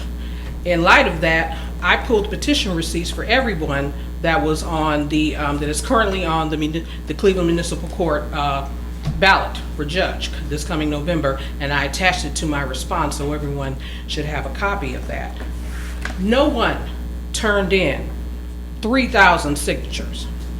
So what applies to one would apply to everyone, and no one would technically be allowed to move forward going this coming November.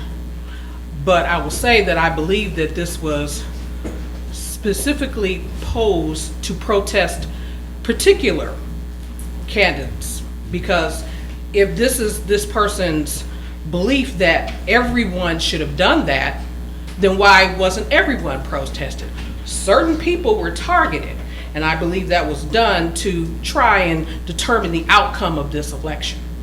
But my position is that 1901.07 controls, which says that for Cleveland Municipal Court, we need 50 signatures. Thank you. Before you leave the podium, and maybe each respondent could respond to the residency issue. I think that. I'm not part of that. Oh, okay, I'm sorry. Yes, Ms. Conwell. Okay, I'm sorry. Okay. Thank you, Ms. McCullough. Thank you. Chair recognizes Ms. Conwell. If you please state and spell your name for the record, and our court reporter will swear you in. Jocelyn Conwell, Jocelyn, Conwell, Conwell. Do you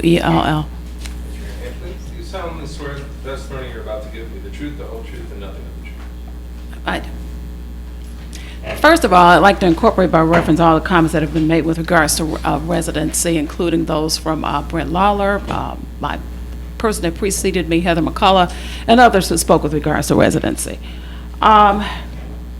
First of all, it was just handed to me, and I have other exhibits here, but I'll get to that. It was just handed to me that Ms. Crenshaw is premising her argument on home rule, which we all are aware that all municipalities have the right to home rule. However, in this particular instance, it wouldn't extend to the city of Bratenahl. Per the applicable statute, which is under Title 19, Title 19 of the revised code, specifically 19.01, it enlarges the territory of the Cleveland Municipal Courts to include the city of Bratenahl. So, and as the city law department stated, and I reference Exhibit 8 in my own response, the city of Bratenahl, the Title 19 extends Cleveland Municipal Court's jurisdiction to include the city of Bratenahl. So Cleveland home rule definitely would not include Bratenahl. If Ms. Crenshaw's interpretation of the statute were correct, it would certainly exclude the city of Bratenahl. And per the language provided in in Article 19, it says, let's see. Section 19 are you referring to of the code? Title 19, let's see, and I'm referring to Exhibit 8. It says, let me find that in there. Can you give us the code section, revised code section you're Okay, referring to? okay, I'm referring to, well, my exhibit, I'm just going to simplify it and say my exhibit. And if you look at page 2, I would say, let's see, 1, 2, 3, the fourth paragraph, and I'm referring to the city's interpretation in there also. Do you see it? It starts with one of the minimum requirements. It's page 2. What page of your response? Exhibit 8, the second page. Oh, okay. Okay. Okay, and if you look at I think it's of my response, yeah, and if you look at the fourth paragraph in there, and it's the city's interpretation of the statute as well, and it says, the very first line there, I think that's the fourth paragraph, one of the minimum requirements is that a municipal court judge must be a resident of the court to which the judge is elected.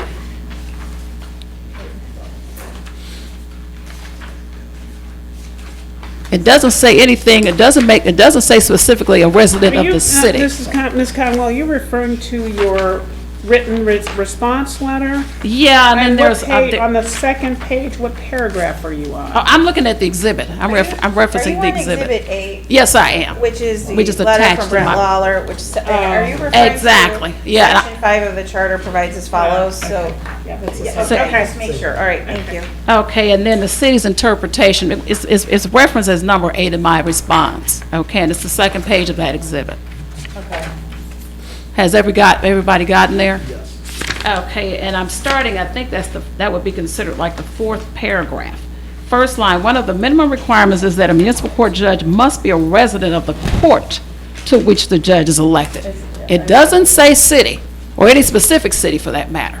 And per the statute, the Cleveland Municipal Court's jurisdiction extends beyond the parameters of just the city of Cleveland. It extends to the city, to the village of Bratenahl. So I question the validity or the accuracy of Ms. Crenshaw's interpretation based on just that reading alone. Because if we were to go along with her interpretation, it would exclude the city of Bratenahl. If I may, Yes, it's a Mr. question. You're referring to, again, the Director of Law. His opinion. Opinion. But I Exactly. want to refer to, Mike, because it doesn't speak to, even though it speaks to the residency requirement, it doesn't indicate in his opinion whether that requirement is at the time of filing or at the time that the person takes office. And again, if you could repeat what the Ohio, I think you said the Ohio Constitution provides, or what the General Assembly has provided, I can't remember. No, it's a statutory provision you referred to. Could you just share that with us again about what the state residency requirement is that is imposed in this connection with these candidate races? Sure. Mr. Chairman, 1901.06A. A municipal judge during the judge's term of office shall be a qualified elector and a resident of the territory of the court to which the judge is elected or appointed.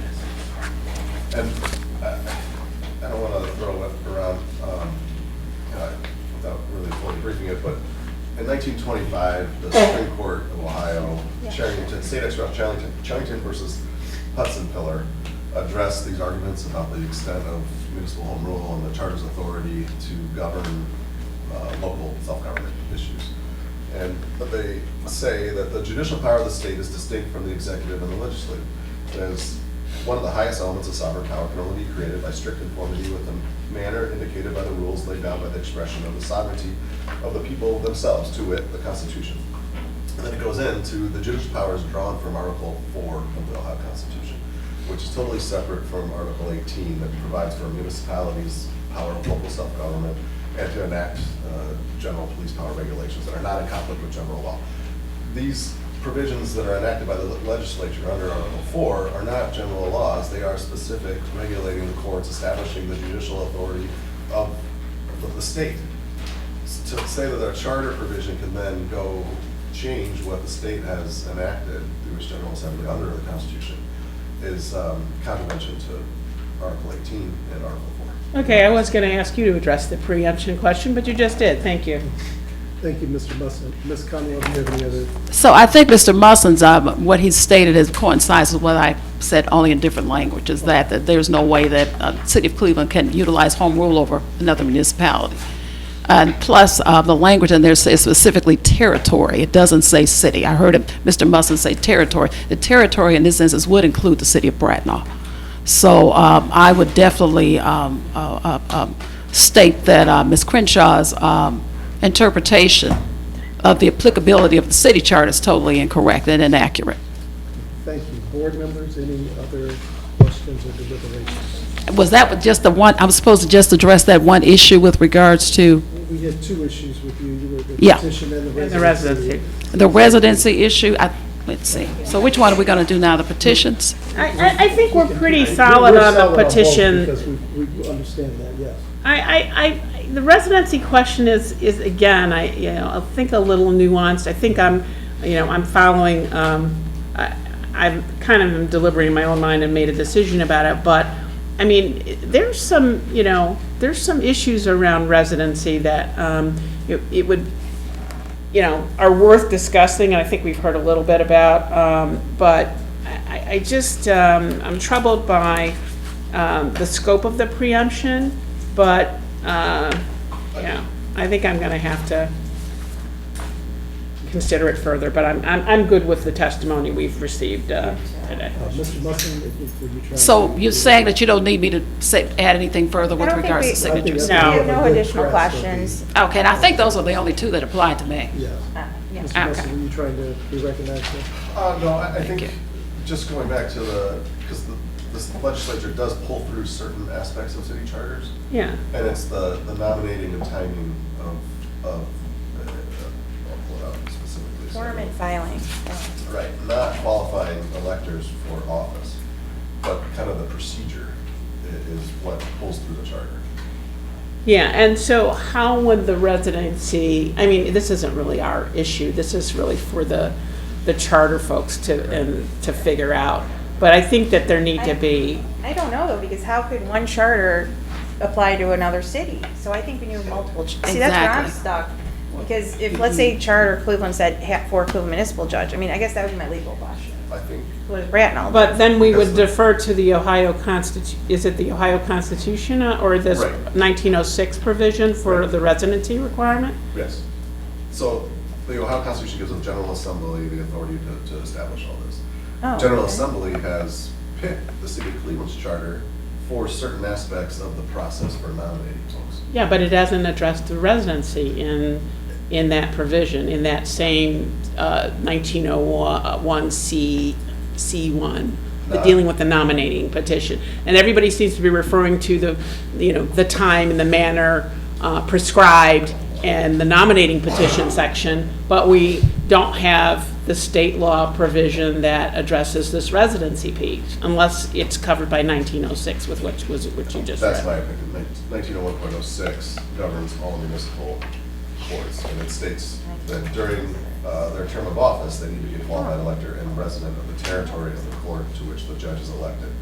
Okay, so state law basically addresses the nominating petition issue as well as the residency issue, and the state law under 1906 simply indicates the candidate can file, but only has to be a resident at the time they take office. Is that correct? Correct. Okay.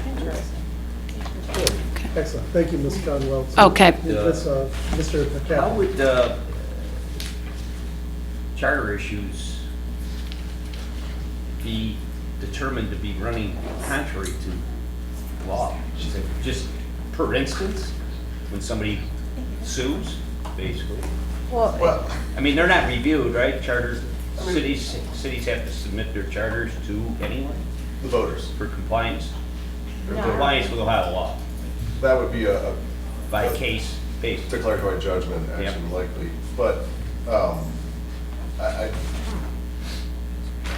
yeah, and I'm not sure I'm going to answer the question directly, but the General Assembly has the authority to establish all this. They did pick Cleveland's charter for certain aspects.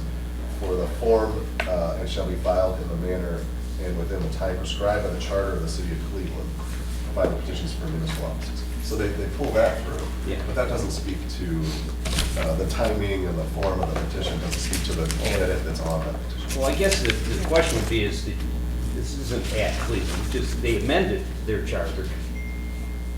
But I think In the meantime, between whenever that was published, picking parts of the Cleveland charter that existed at the time is, I guess, where I'm going. I think it's- I'm not an attorney, so I'm picking my way through here. the folks, I think, on the Charter Review Commission understood that municipal officers does not encompass a municipal judge. Okay. Thank you, Mr. Musson. The issues before us, we've heard all the testimonies, and board, I'm prepared to move to deny the protests, plural, filed by Mariah Crenshaw regarding the number of petition signatures required for Sidney Strickland Saffold, candidate for judge, Cleveland Municipal Court for the November 7th, 2023 general election, Joseph F. Russo, candidate for judge, Cleveland Municipal Court for the November 7th, 2023 general election, Heather McCullough, candidate for judge, Cleveland Municipal Court for the November 7th, 2023 general election, for Martin Sweeney, candidate for Cleveland Clerk of Courts for the November 7th, 2023 general election, for Earl B. Turner, candidate for Cleveland Clerk of Courts for the November 7th, 2023 general election, and for Jocelyn Conwell regarding the number of petition signatures and residency requirement challenge for her candidacy for judge, Cleveland Municipal Court, November 7th, 2023 general election. Those would be items 10 through 14, all inclusive. I'll second that motion. Second by Ms. Chappelle. Any unreadiness? Hearing none, all in favor, aye. Aye. Aye. Opposed, same sign. The ayes have it. It is so ordered. Thank you. We now call upon Mr. Christopher Latinowitz to come forth. Thank you.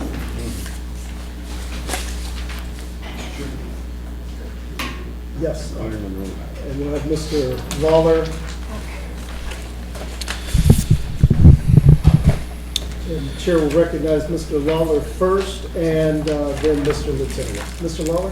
Thank you, Mr. Chairman. Christopher Michael Twinowitz, who is a candidate on the ballot for Euclid mayor, has protested Daniel G. Burns, Marcus Epps, Tanika Hill, and Christian Holzheimer Gale, who are also on the ballot for running for mayor. His contention is that every acceptance of nomination on every petition needs to be signed. We have a legal opinions from the law director on all four of the challenges. It's the same legal opinion that was provided to us in 2015 and 2019. In both of those instances, the board unanimously denied the protest from Mr. Lotwinitz. And we would ask that. 2009 or 2015? 2015 and 2019. Okay. Although this challenge has come up like This is three the third- times. this is the since third time. 2000. I thought 2009 was the first time we ruled on this. No? That was the, I may be mistaken. Was it 20? I thought it was. that was the requirement that all the electors had to be from the city of, all the circulators had to be from the Okay, from the city. so 2015, not 2009 is the operative date. For the acceptance, yes. Right, okay, thank you. And nothing has changed in the charter, and nothing has changed in state law. And actually, acceptance of nomination is not part of state law. It is a charter home rule requirement. Thank you, Mr. Lawler, and I'll note that we did receive those documents in our package from the Euclid Law Director. Chair will recognize Mr. Lieutenowitz. If you would come forth, and if you please state and spell your name for the record, and we'll swear you in. Christopher Michael Litwinowitz, Litwinowicz.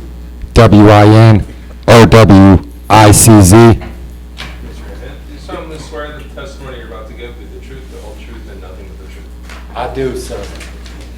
First off, this is a Cuyahoga County Board of Elections.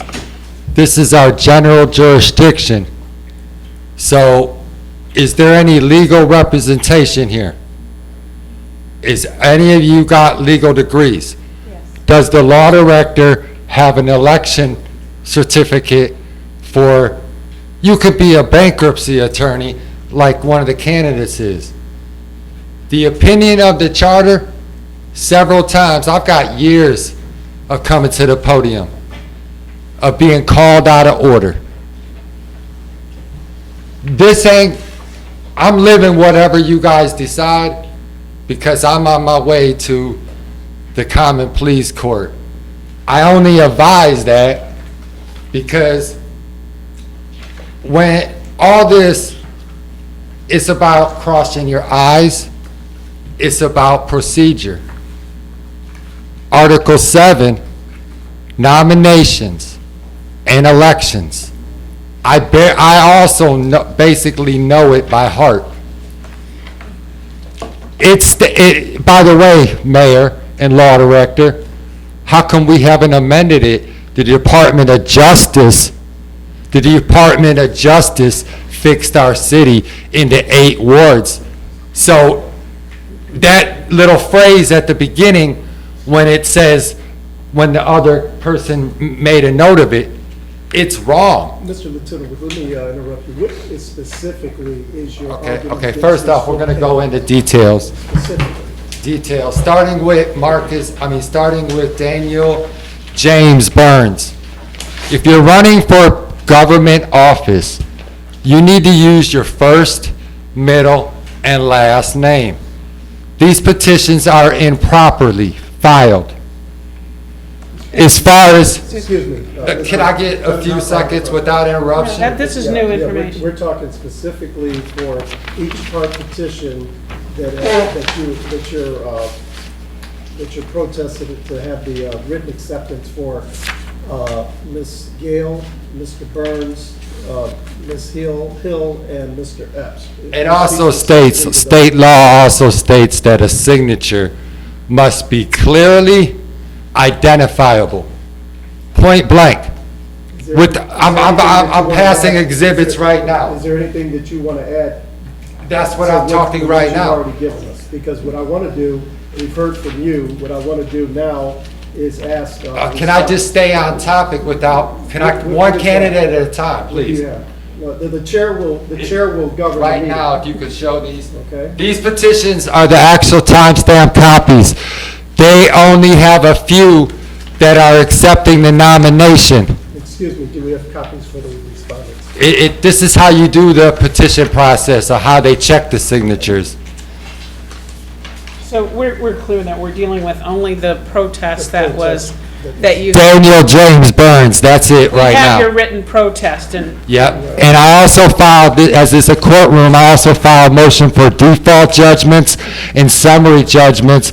I was never served upon. Those are not- Also, the law director those are not never, applicable in this forum, sir. everything's applicable in this forum. Sir, the chair will determine that. So now you have spoken. I'm going to now ask our respondents to come forth. If we have any persons. Did she file a notice to appear? You are out of order. You're not to speak until the chair recognizes you. This is not a judicial Mr. court. Is This Ms. is Gale a here? hearing, so, yeah. Mr. Burns, Ms. Hill, or Ms. Epps? What does that have to do with? Please step away. The chair recognizes these individuals. Can, Mr. Chair, if I might just, so the protest that Mr. Winowitz filed against each of these candidates and respondents argues the same thing. No, it doesn't. Yes, this, I'm reading from the document that was submitted to us. And the argument and the protest is that each petition must have a written acceptance. This is the, each part petition must be accompanied by a written acceptance. That's the issue that we are, That's the issue Madam, that we're Mr. Chair, dealing is with that those the? four Okay, just persons. wanted to So, clarify. Mr. Litinowitz, you can step away from the podium. We will now hear in order if Ms. Gale is here or representative thereof, the chair will recognize you.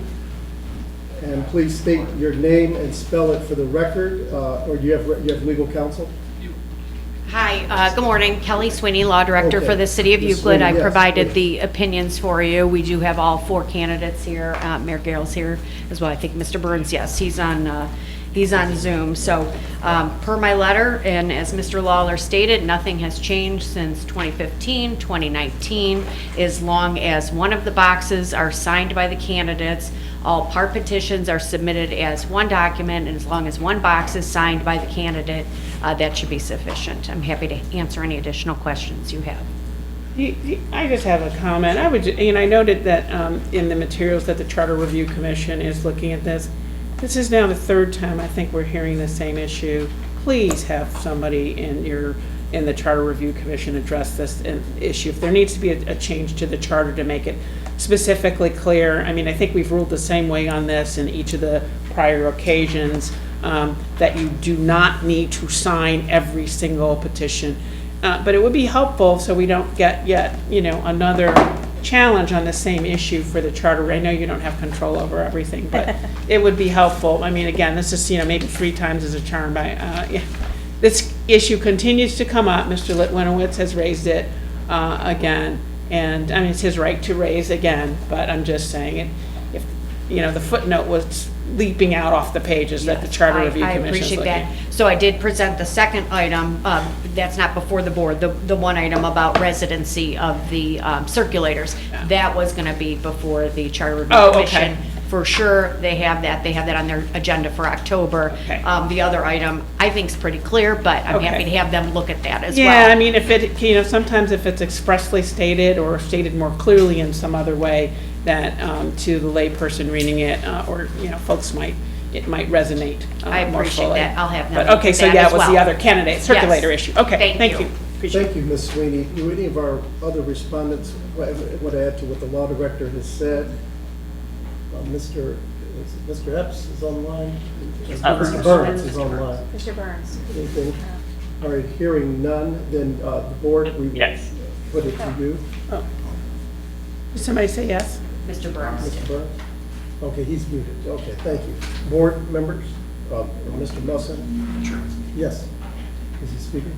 He's trying to. Mr. Burns, are you trying to add to what Ms. Sweeney said? If so, then. Oh, yes, if sorry, so, then the we will- connection is quite okay, bad. Good, let's swear you in for your testimony. Do you solemnly swear that the testimony you're about to give will be the truth, the whole truth, and nothing but the truth? Okay. Hello, everyone. I just wanted to add that I also object to the protest on the basis that it's not specific enough. Mr. Latinowitz argues that each circulator must be from the city of Euclid. We kind of assume that he's making a circulator residency protest, but that's not necessarily clear. And also that he doesn't actually specify which of the circulators would be violating this rule, even if it was a rule. Fortunately, it is not a rule because that would, as the law director has stated, would likely be unconstitutional. And then the other thing I wanted to add is that while the charter states that petition papers may be filed as one instrument, which would imply one signature, the revised code actually requires that all the petition papers be filed as one instrument, which again would imply that they all share one signature at being one document. But that's all. Thank you. Thank you, sir. Mr. Musk, yes. Yes, Mr. Chairman, my office concurs with the legal opinion of the city of Euclid. Thank you, We don't sir. have any objection. Thank you. Lieutenant Woods? Motion to rebut. Sir, that's out of Each order. petition. Only the board can make motions, so we've heard from you. It's now within the purview of the board, and so the board will now deliberate. Chair recognize the board. Yeah, only the board can make motions, so. I would just want to acknowledge that, we received all of the documents, again, for this protest that was filed by the protester and the respondents. And so we have all of the information that relates to your protest as regards the written acceptance and then the circulator issue, the two issues. I am always feeling like we need to be deferential to the law director and the opinion of the law director in these municipalities when it comes to interpretations of their charter. And with respect to this acceptance of nomination issue, we've already heard this in prior years and ruled. And so for those reasons, I would move to deny the protest. Okay, so the motion is in order to deny the protest filed by Christopher Latinowitz regarding each part petition needing to have written acceptance for the following candidates: Kirsten Holtzmeyer Gale, candidate for mayor of City of Euclid; David J. Burns, candidate for City of Euclid mayor; Tanika L. Hill, candidate for City of Euclid mayor; and Marcus Epps, candidate for the City of Euclid mayor, each running for the November 7th, 2023 general election. The motion has been made by Ms. Chappelle. Is there a second? And those are just, Mr. McCafferty. and those covers items 15 through 18. Those cover items 15 through 18 for the record. The motion is properly before us. Any other discussion? Hearing none, all in favor, aye. Aye. Aye. Opposed, same sign. The ayes have it. It is so ordered. Thank you all. You are dismissed with our thanks. Can I get my copies back? No, they're with the record. Once they're entered, they're with the record. Thank you, sir. Just to let you know, you're obstructing justice, Chief. And I'll see you in the Supreme We will Court. move to item number 19. And I will move the acknowledgement of candidate withdrawal for the November 7th, 2023 general election. The following candidates: Chagrin Falls Village Member of Council, Andrew Rocky, nonpartisan, and Bay Village City School District School Board Member, Gayatri Jacob Mosher, nonpartisan. Second. Second by Ms. Chappelle. Any unreadiness? Hearing none, all in favor, aye? Aye. Aye, the ayes have it. Election officials, I move the approval to appoint not less than 2 precinct election officials for each precinct pursuant to Ohio Revised Code 3501.22 for the November 7th, 2023 general election. Second. Second by Ms. Chappelle. All in favor, aye. Aye. The ayes have it. It is so ordered. Chair now recognizes Ms. Shankita Walker from Fiscal Services. Good morning. Good morning. Shankita Walker, Fiscal Manager for Board of Elections. We have 4 items on the agenda today. The first item we have before you is, gotta take my glasses off. The voucher for Midwest Direct. This is the voucher approval of the November 2023 voter information guide. The not to exceed amount is $31,000. We did a bid for this procurement process. Midwest was our lowest, most responsive vendor. Please note that their bid came in at $29,811. We have determined that we may have to send multiple files to the vendor for our November election, so we want to go ahead and do the purchase order for the additional cost for the multiple files at $315 per file.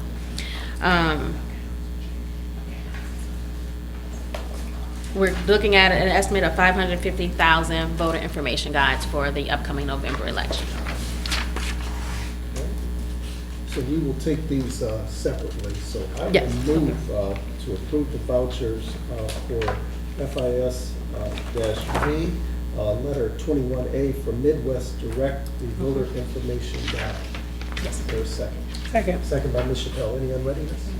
Hearing none, all in favor, aye? Aye. The ayes have it. Now we go on to 21B, Ms. Walker. Okay, yes, so 21B is the voucher amendment. So when we did the original request for the vote by mail application, in the bids, we asked for a cost if we wanted to extend to include our November. Seeing the outcome, we want to go ahead and extend our current purchase order with weeklies to include in November to take it to the end of the year, which will be an additional $31,474.80, which we got the bid when we did it originally for August, so we want to extend it to December. Thank you. I will move to approve the voucher for weekly mailing services for the $31,474.80. Second. Second by Ms. Chappelle. Any unreadiness? All in favor, aye? Aye. Ayes have it. Thank you. Ms. Walker, 22A.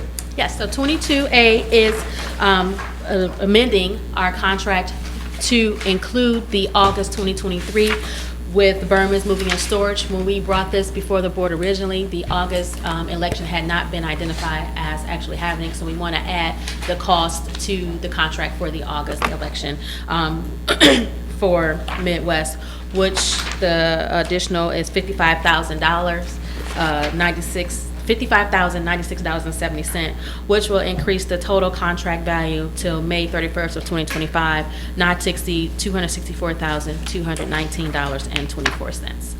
Very good. Thank you. I will move to approve the contract for Midfits, Inc., doing business as Berman Moving and Storage. Second. Second by Ms. Chappelle. All in favor, aye? Aye. The ayes have it. On to B. Okay, B is same thing. This is with Midwest Resort, DB as Midwest Direct, our ballot printer. Again, we're adding the additional cost for the August election. At the time when this was approved, the election had not been authorized, so we're going to add an additional $454,990 to this contract, to which expired May 31st, 2025, making the not to exceed contract value $2,496,901.96. All right. I will move the approval of the contract for Midwest Resort Mailing Services, doing business as Midwest Direct. I'll second. Second by Ms. Chappelle. Any unreadiness? I just have a Yes, question as to all of these additional services, and I understand we're amending the contracts to reflect the August election, but the additional costs, which are already over $500,000, are we being reimbursed for all of the, and what's the total amount that we had to add this August election? Do you have that number handy? No, not yet. Can you get us that at some point and just let us confirm that the Secretary, or I don't know if it's the Secretary of State or the state legislature is, somehow I know that somebody's reimbursing us for this August election costs, so. Yeah, so the state has already gave us a check of $2.1 million. There we go. Yeah, That's a so great number. We already got that amount. We But haven't. that covers, does that cover these other, because we're just authorizing over $500,000 in Yes. extra. So that, they gave us that up front. We have to give them Okay. our itemized costs. Once we get all of our invoicing in from everything from August, I can give you the total Okay. itemized cost of August election. Great. Watching every penny. I'm trying. It's taxpayers' money here, so I'm trying. We all do. In the state, I don't remember off the top of my head, but they have now given us a couple of deadlines where we need to give them what our costs are sometime Yes, September mid-September. 13th, any unused funds have to return, which we do not have. October 13th, we have to give them a complete itemized list of costs. Great. So, whenever we have that information, if you can just share that with the board, that would be great. Great, we have a motion before us. Any other comments? All in favor, aye? Aye. Aye. The ayes have it, it is so ordered. Thank you, Ms. Walker. On to our Human Resources agenda, I move the approval and the appointment of Amy Allen, be hired as Program Coordinator, Election Support, effective September 18th, 2023. Second. Second by Ms. Chappelle. Any unreadiness? All in favor, aye. Aye. Ayes have it. It is so ordered. Thank you. On to new business. We have Director Perlotti, biennial budget update, electronic poll book replacement, Deputy Director Gallagher, and then Berman's equipment delivery. And I'm going to ask gentlemen, because we've been here so long, if we can get the Cliff Notes version of these. So, most definitely. The biennial budget, it's that time of year, again, where all county agencies have to prepare their biennial budget for calendar years 24 and 25, and we are in that process. We hope at our next meeting on September 11th to provide you with our budget recommendations, and then come back the following meeting and ask the board to approve that. We have already had one meeting with Tony, Shankita, and myself with the director of OBM, and went down and they have given us a base number to start with, which looks back to 4 years ago for each of those elections, but also takes into consideration inflationary measures, wage increases and other costs and things that we've done. And I think we are at a good starting point with the initial amount that they have given us to work with. Shankita has pointed it all together in a presentable format. We do want to ask or recommend for some additional new initiatives for this upcoming 2-year cycle. We were pretty aggressive in the last cycle, which was necessary, where we focused on getting poll worker wages increased, temporary employees' wages increased, some other equipment. Some of those things we will want to carry forward, so now continue to fund those things that we had in the last budget. But there are a few items that would be new that we want to go above and beyond for this 2-year cycle, and really it's 4. And because what's not one of the things that was listed is we want that new operations center, and we know that that will be costly. So we also know that that really is the main goal for this cycle and getting that. But with that, we want to ask for another Agilis inbound mail ballot machine that Brian Cleary uses. That's for vote by mail. We got our first one in 2020 to help with vote by mail. It definitely streamlines processes and makes it more accurate and things more manageable. We don't have redundancy, so we want this machine for 2 purposes. One, to have a redundant process in the event that that machine goes down, but also having a second machine.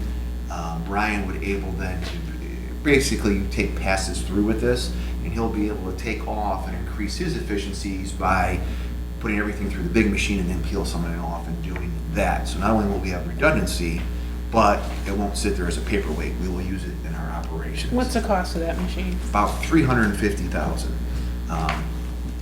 The one we have now has 40 output trays. This one here, we're only asking for 12, because every 4 output trays is another $25,000. So it's something we can build over time, but this would give us enough to be able to to help us increase. So we want to ask for that, about $350,000 for the machine with the pockets. Temporary employee wage increases. Last cycle, we went from $11.50 to $15 an hour. What we want to do is we just want to have modest annual increases. So we want to give them a quarter an hour in '24, and another quarter an hour in '25. It's just a little under 2% each year. When we get our 2% cost of livings, the temporary employees don't get that. So we want to kind of now do that on an annual basis versus letting the gap get really big, and then all of a sudden we have to go and ask for a large amount to play catch up. Are other counties doing that? County boards of elections doing that for temp employee? Giving them a wage increase? Yeah. I don't know. I'd like to find out if they're doing that. We can look to that. And then those keep us competitive on the open market too, because people will go and find other jobs. Well, that are- yeah. and what we do is we compete with retail Right. for a lot of our work, and obviously a lot of retail is in a neighborhood, so it's shorter travel time, a lot of parking and those types of things. So we're trying to. I get it, keep and things attractive. we do stuff long before other counties do, but it would just be, I'd just be curious to know if anybody else is doing that. We can look to that. Sure. The other item is, and Tony will go more into this, but we want funding for a poll book upgrade through that advisory.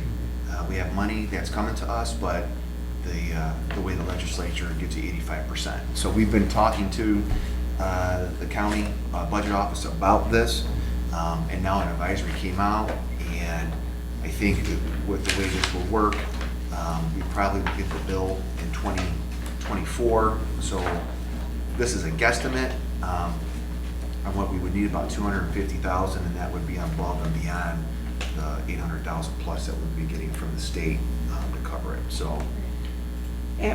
Question, have new e-poll books been certified, upgraded e-poll books gone through a certification process? Or do they not have to? No, they do. It's certified, it's certified That's what equipment. I thought, but so has that gone to testing and to the OBVME? Yeah, so same vendors that we have, 10X, No Link, ES&S, but the versions of all they've gone through different Certified versions of and are certification. approved, and have been approved? Yes. Okay, great. Yeah. Thank you. So we want to take advantage of that funding. And then the last item that we'd like to do is kind of what we did for this August, in which instead of trying to find attrition dollars or the August money we're getting for this time, but for our countywide elections over the next 2 years, having the first 5 hours of overtime worked at straight rate pay versus accruing comp or exchange, it would be just what we've done in this year and what we did in 2020. First 5 hours of the week, 10 hours for a pay period, but we would limit that to just 3 pay periods. So it's not like it always and forever. It's when we get around the March presidential primary, the November general election of 24, and then the November 25 general. So it's doing what we're doing now, but having funding put in, so that if the board were to approve that, we would have the funding source for that. Helps us with managing time. People earn too much time that they can't use, and so this way it helps with that. People like money, and it was actually when we were talking with the OBM, they were quite surprised that our employees don't get some monetary compensation, because it does happen in a lot of other parts underneath the county executive. So wanted to put that out there for something. Again, it would just be in those 3 countywide elections that fall in that 2-year window. So for example, May and September of 25, which are less than countywide, and less than countywide sometimes have less hours, so it's not as demanding on the staff. So those were the kind of the 4 things that we wanted to put out there that would be new, in addition to what we currently have or been doing. Thank you. Yep. Oh, thank you.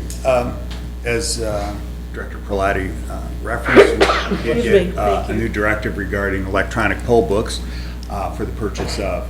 So a little bit of history. The last time we purchased electronic poll books was 2017. Tenix has been a good partner. They have a good product. One thing that we appreciate working with them is they made the necessary modifications for us as a paper-based county to help make things more efficient, where we can verify a person's ballot by the poll book being able to scan the barcode indicating the city, ward, and precinct. But our iPad minis have run their course. As we get security patches and so forth from Apple, we've had to, 10X has worked with Apple to create customized patches for us to be able to keep up with the security patches as well. House Bill 45 allocates, came along at the right time. They've allocated $7.5 million statewide. They've come up with a formula. Cuyahoga County, based on our number of registered voters, would be able to receive $821,449 of reimbursement. There is a June 30th deadline for the funding. All the paperwork, the memorandum of understanding, and the copy of the invoice and so forth must be in by May 1st. Some of the advantages, again, with the new iPad 10th generation would be what we would be purchasing, is it has a larger screen, about 20 to 25% larger. That'll be good for the voter, because when they go to look at the screen and verify the information, they'll be able to have a larger screen to look at. Also, when they go to sign it, a little bit more area to be able to put their signature there. For our poll workers, the larger screen will again, be more advantageous. But the good thing is the way that they'll maneuver within the electronic poll book will be the same. All the screenshots, the way that they toggle through will still remain the same, because all we're doing is upgrading the hardware, not the software with it. What's the total cost of the upgrade? It's great we're going to get 820 grand in we- reimbursement. What's the total Yeah, we cost? haven't, one of the things moving forward was we will meet with staff to determine how many electronic poll books we'll want to order. We will be purchasing new stands, cases, and so forth. So we don't know the cost. We don't know the cost just yet, but I was going to say, we've been in a holding pattern because Secretary of State's office was working with Department of Administrative Services on getting like state term pricing. So similar to what we did with the voting equipment, and actually they just published something, when they published it this week, there's some pricing there, so we're going to look at it. So now we are waiting to see what exactly were these vendors able to negotiate or submit, I guess, with the state, so now we can start doing some of those calculations. And the state does say that they recommend that we should purchase one electronic poll book for every precinct that we have. That would be at least 967. However, currently I think we have about 1,200 electronic poll books, because we use them for backup and also for training purposes and so forth. So we'll just need to determine what that number is. And then, like I said, along with that, we would be purchasing new stands for the electronic poll books, as well as carrying cases and so forth with it. One other question, if I might. So is there salvage value for the other e-poll books? Yeah. Am I jumping ahead of your report? I'm sorry. Well, no, that is something we're going to be looking at. Okay. At this point, like I said, they have gone through their life cycle pretty much. So However, we're also looking at other purposes that we might be able to use them within the agency with, possibly rovers or so forth, that we might utilize them there. But again, that is something we will be looking into as well. One of the advantages I was going to say for Election Day for the poll workers will be the fact right now with our Clear Access ADA unit, the poll worker has to manually type in the city, ward, and precinct of the ballot that the voter will be utilizing. With the new electronic poll book, because it prints a QR code, you'll actually be able to print off a QR code tied to that person's registration, and then take it over to the ADA unit, scan that in, and it'll automatically bring the correct ballot up for that voter. So that's another advantage. Also, and then I would say the final step of advantage would be for our IT department. We'll be able to do faster uploads of the information, as well as better sideways communication between the electronic poll books at the polling location, and also being able to receive all of the updates and patches as they come forward. So fortunately, the supply chain issues are better than what they were before. Our hope is to be able to implement for the presidential primary coming up in March. And, overall, it will be a positive upgrade. So it is the beginning of a process, but fortunately, staying with the same vendor, which we are very satisfied with, 10X, will make it less of a bumpy transition, So- That 900 or whatever, once we determine that money, Yeah. what the amount is that going to be included in our budget? Is that included? That's one of in the it? initiatives I asked for. Included in the budget? Yeah. Oh, okay, I'm sorry. I just kind of threw out like $250,000, because I figure it's going to probably be in the vicinity of about $1 million, probably. You'll manage $1 million here, $1 million there, and then we're talking real money. Mr. Gallagher, anything else? No, that's it. Okay, Yeah. thank you, Mr. Burnett. And then just last, just want to bring to your attention, so Berman's, who has been our mover for a long time, we definitely had some hiccups with them for this August election. First time doing the new voting equipment, but more so with those new transport cages that we purchased, that we put all the booths in.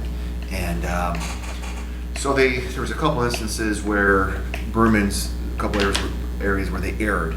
They're not supposed to stack the scanners when they send them out to poll places, and they did do that in some instances. And so we had to send staff out there, unstack them, because those things are not light. And then some of the timelines on getting things out and getting things back post-election, there was a lot of blame put on these cages and not fitting through some of the doors, custodians taking doors off, and all this other kind of stuff. So they haven't given us the exact detail. They would give us generalities. We said, well, no, we need a list of specifics. So we have a meeting meeting with them this Thursday. We've had some preliminary, minor discussion. They do understand that they dropped the ball in some regards, and that's not acceptable. So we want to sit down. We really want to know what are the true issues. Where were they deficient just because it was learning, or they didn't have enough trucks on the road, or whatever it is, because we can't have that. So if we get just a little more detail, so did we discover these problems on the night on the organizational meeting, or when the equipment was delivered? When did we discover these problems, and what kind of consequences were there delays in opening? What were the issues really associated from the stacking? So as far as the stacking is concerned, so what we do is, Victor, we have the schedule of when Berman's delivers, and then we send out a team of employees a day or two behind, we call them chasing.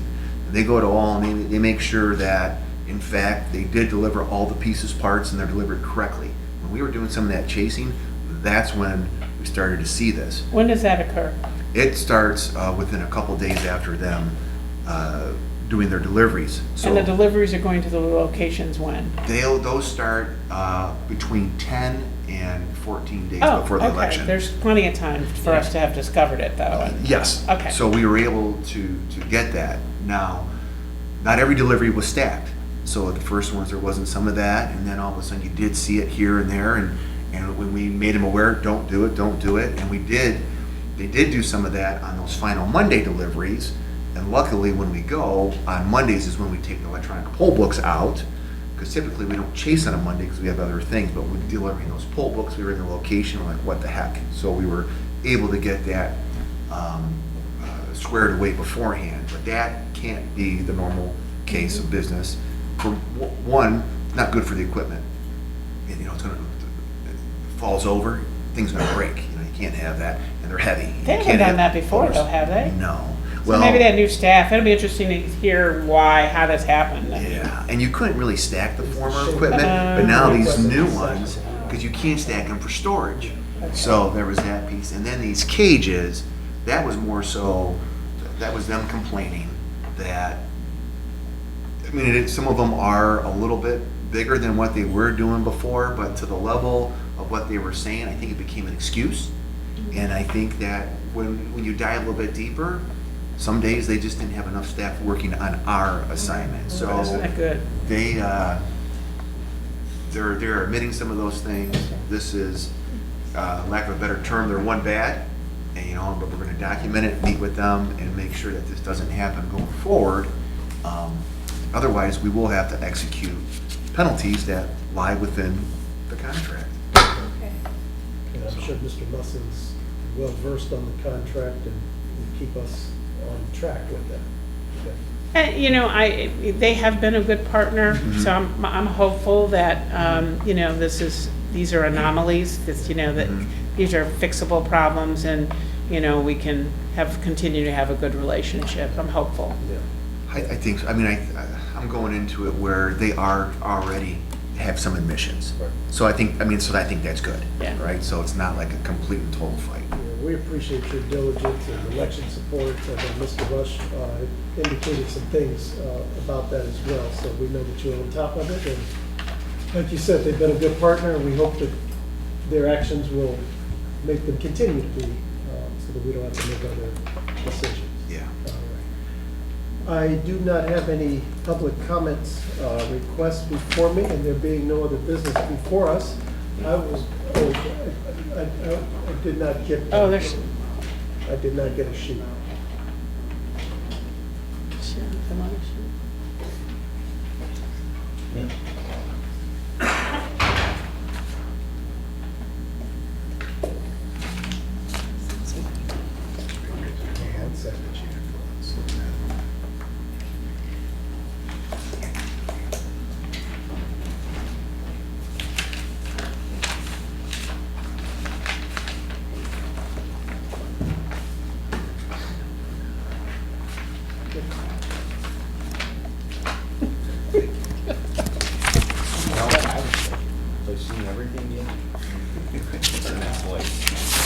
We do have a public comment coming before, so Mr. White is taking care of that for us. Okay, you can come up now. It's after 12. And before you speak, let me just read it to the record what we have. Thank you, Mr. White. Appreciate it. We do have a public comment from Gilda Malone. And Ms. Malone, if you would please state for the record your name and spell it, and then you will have up to 5 minutes for public comment. Okay, I don't think I'll take the 5 minutes. My name is Gilda, Gilder, Malone, Malone. Thank you for allowing me. Can I move this? I don't like straining for nothing. Thank you for allowing me to speak to the Board of Elections Board and the chair. My name is Gilda Malone, and I'm a Cuyahoga registered voter and a staunch Republican. When you view the provisional voting matters, please understand Cleveland is 66% illiterate. As a born citizen of Montgomery, Alabama, and once a first-time voter in Montgomery, Alabama, I am the great godchild of E.D. Nixon, a person who has ran as a city official in Cleveland in 2017. I am asking that you, as the Board of Election, continue to understand voting is not a privilege, it's a right, quote. As the Board of Election of Cuyahoga County, that you safeguard that right, quote. I have heard a few things in this meeting. 50-50 versus 3,000 signatures need to be clear. Preempted don't sound good to me. Charter revising don't sound good to me. I'm not an attorney from one of the board members. My concern is law for the citizens of Cuyahoga County. Thank you.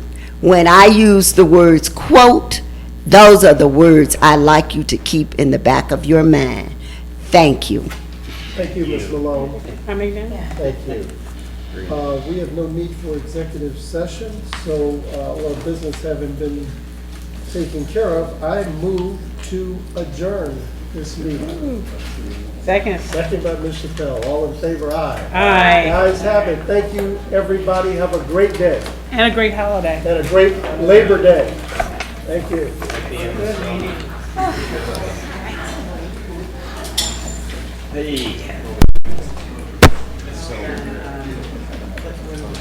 Tony, did you want to mention about next time with executives?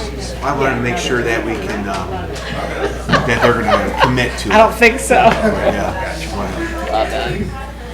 So Wilson. So Wilson. So Wilson. So Wilson. So Wilson. So Wilson. So Wilson.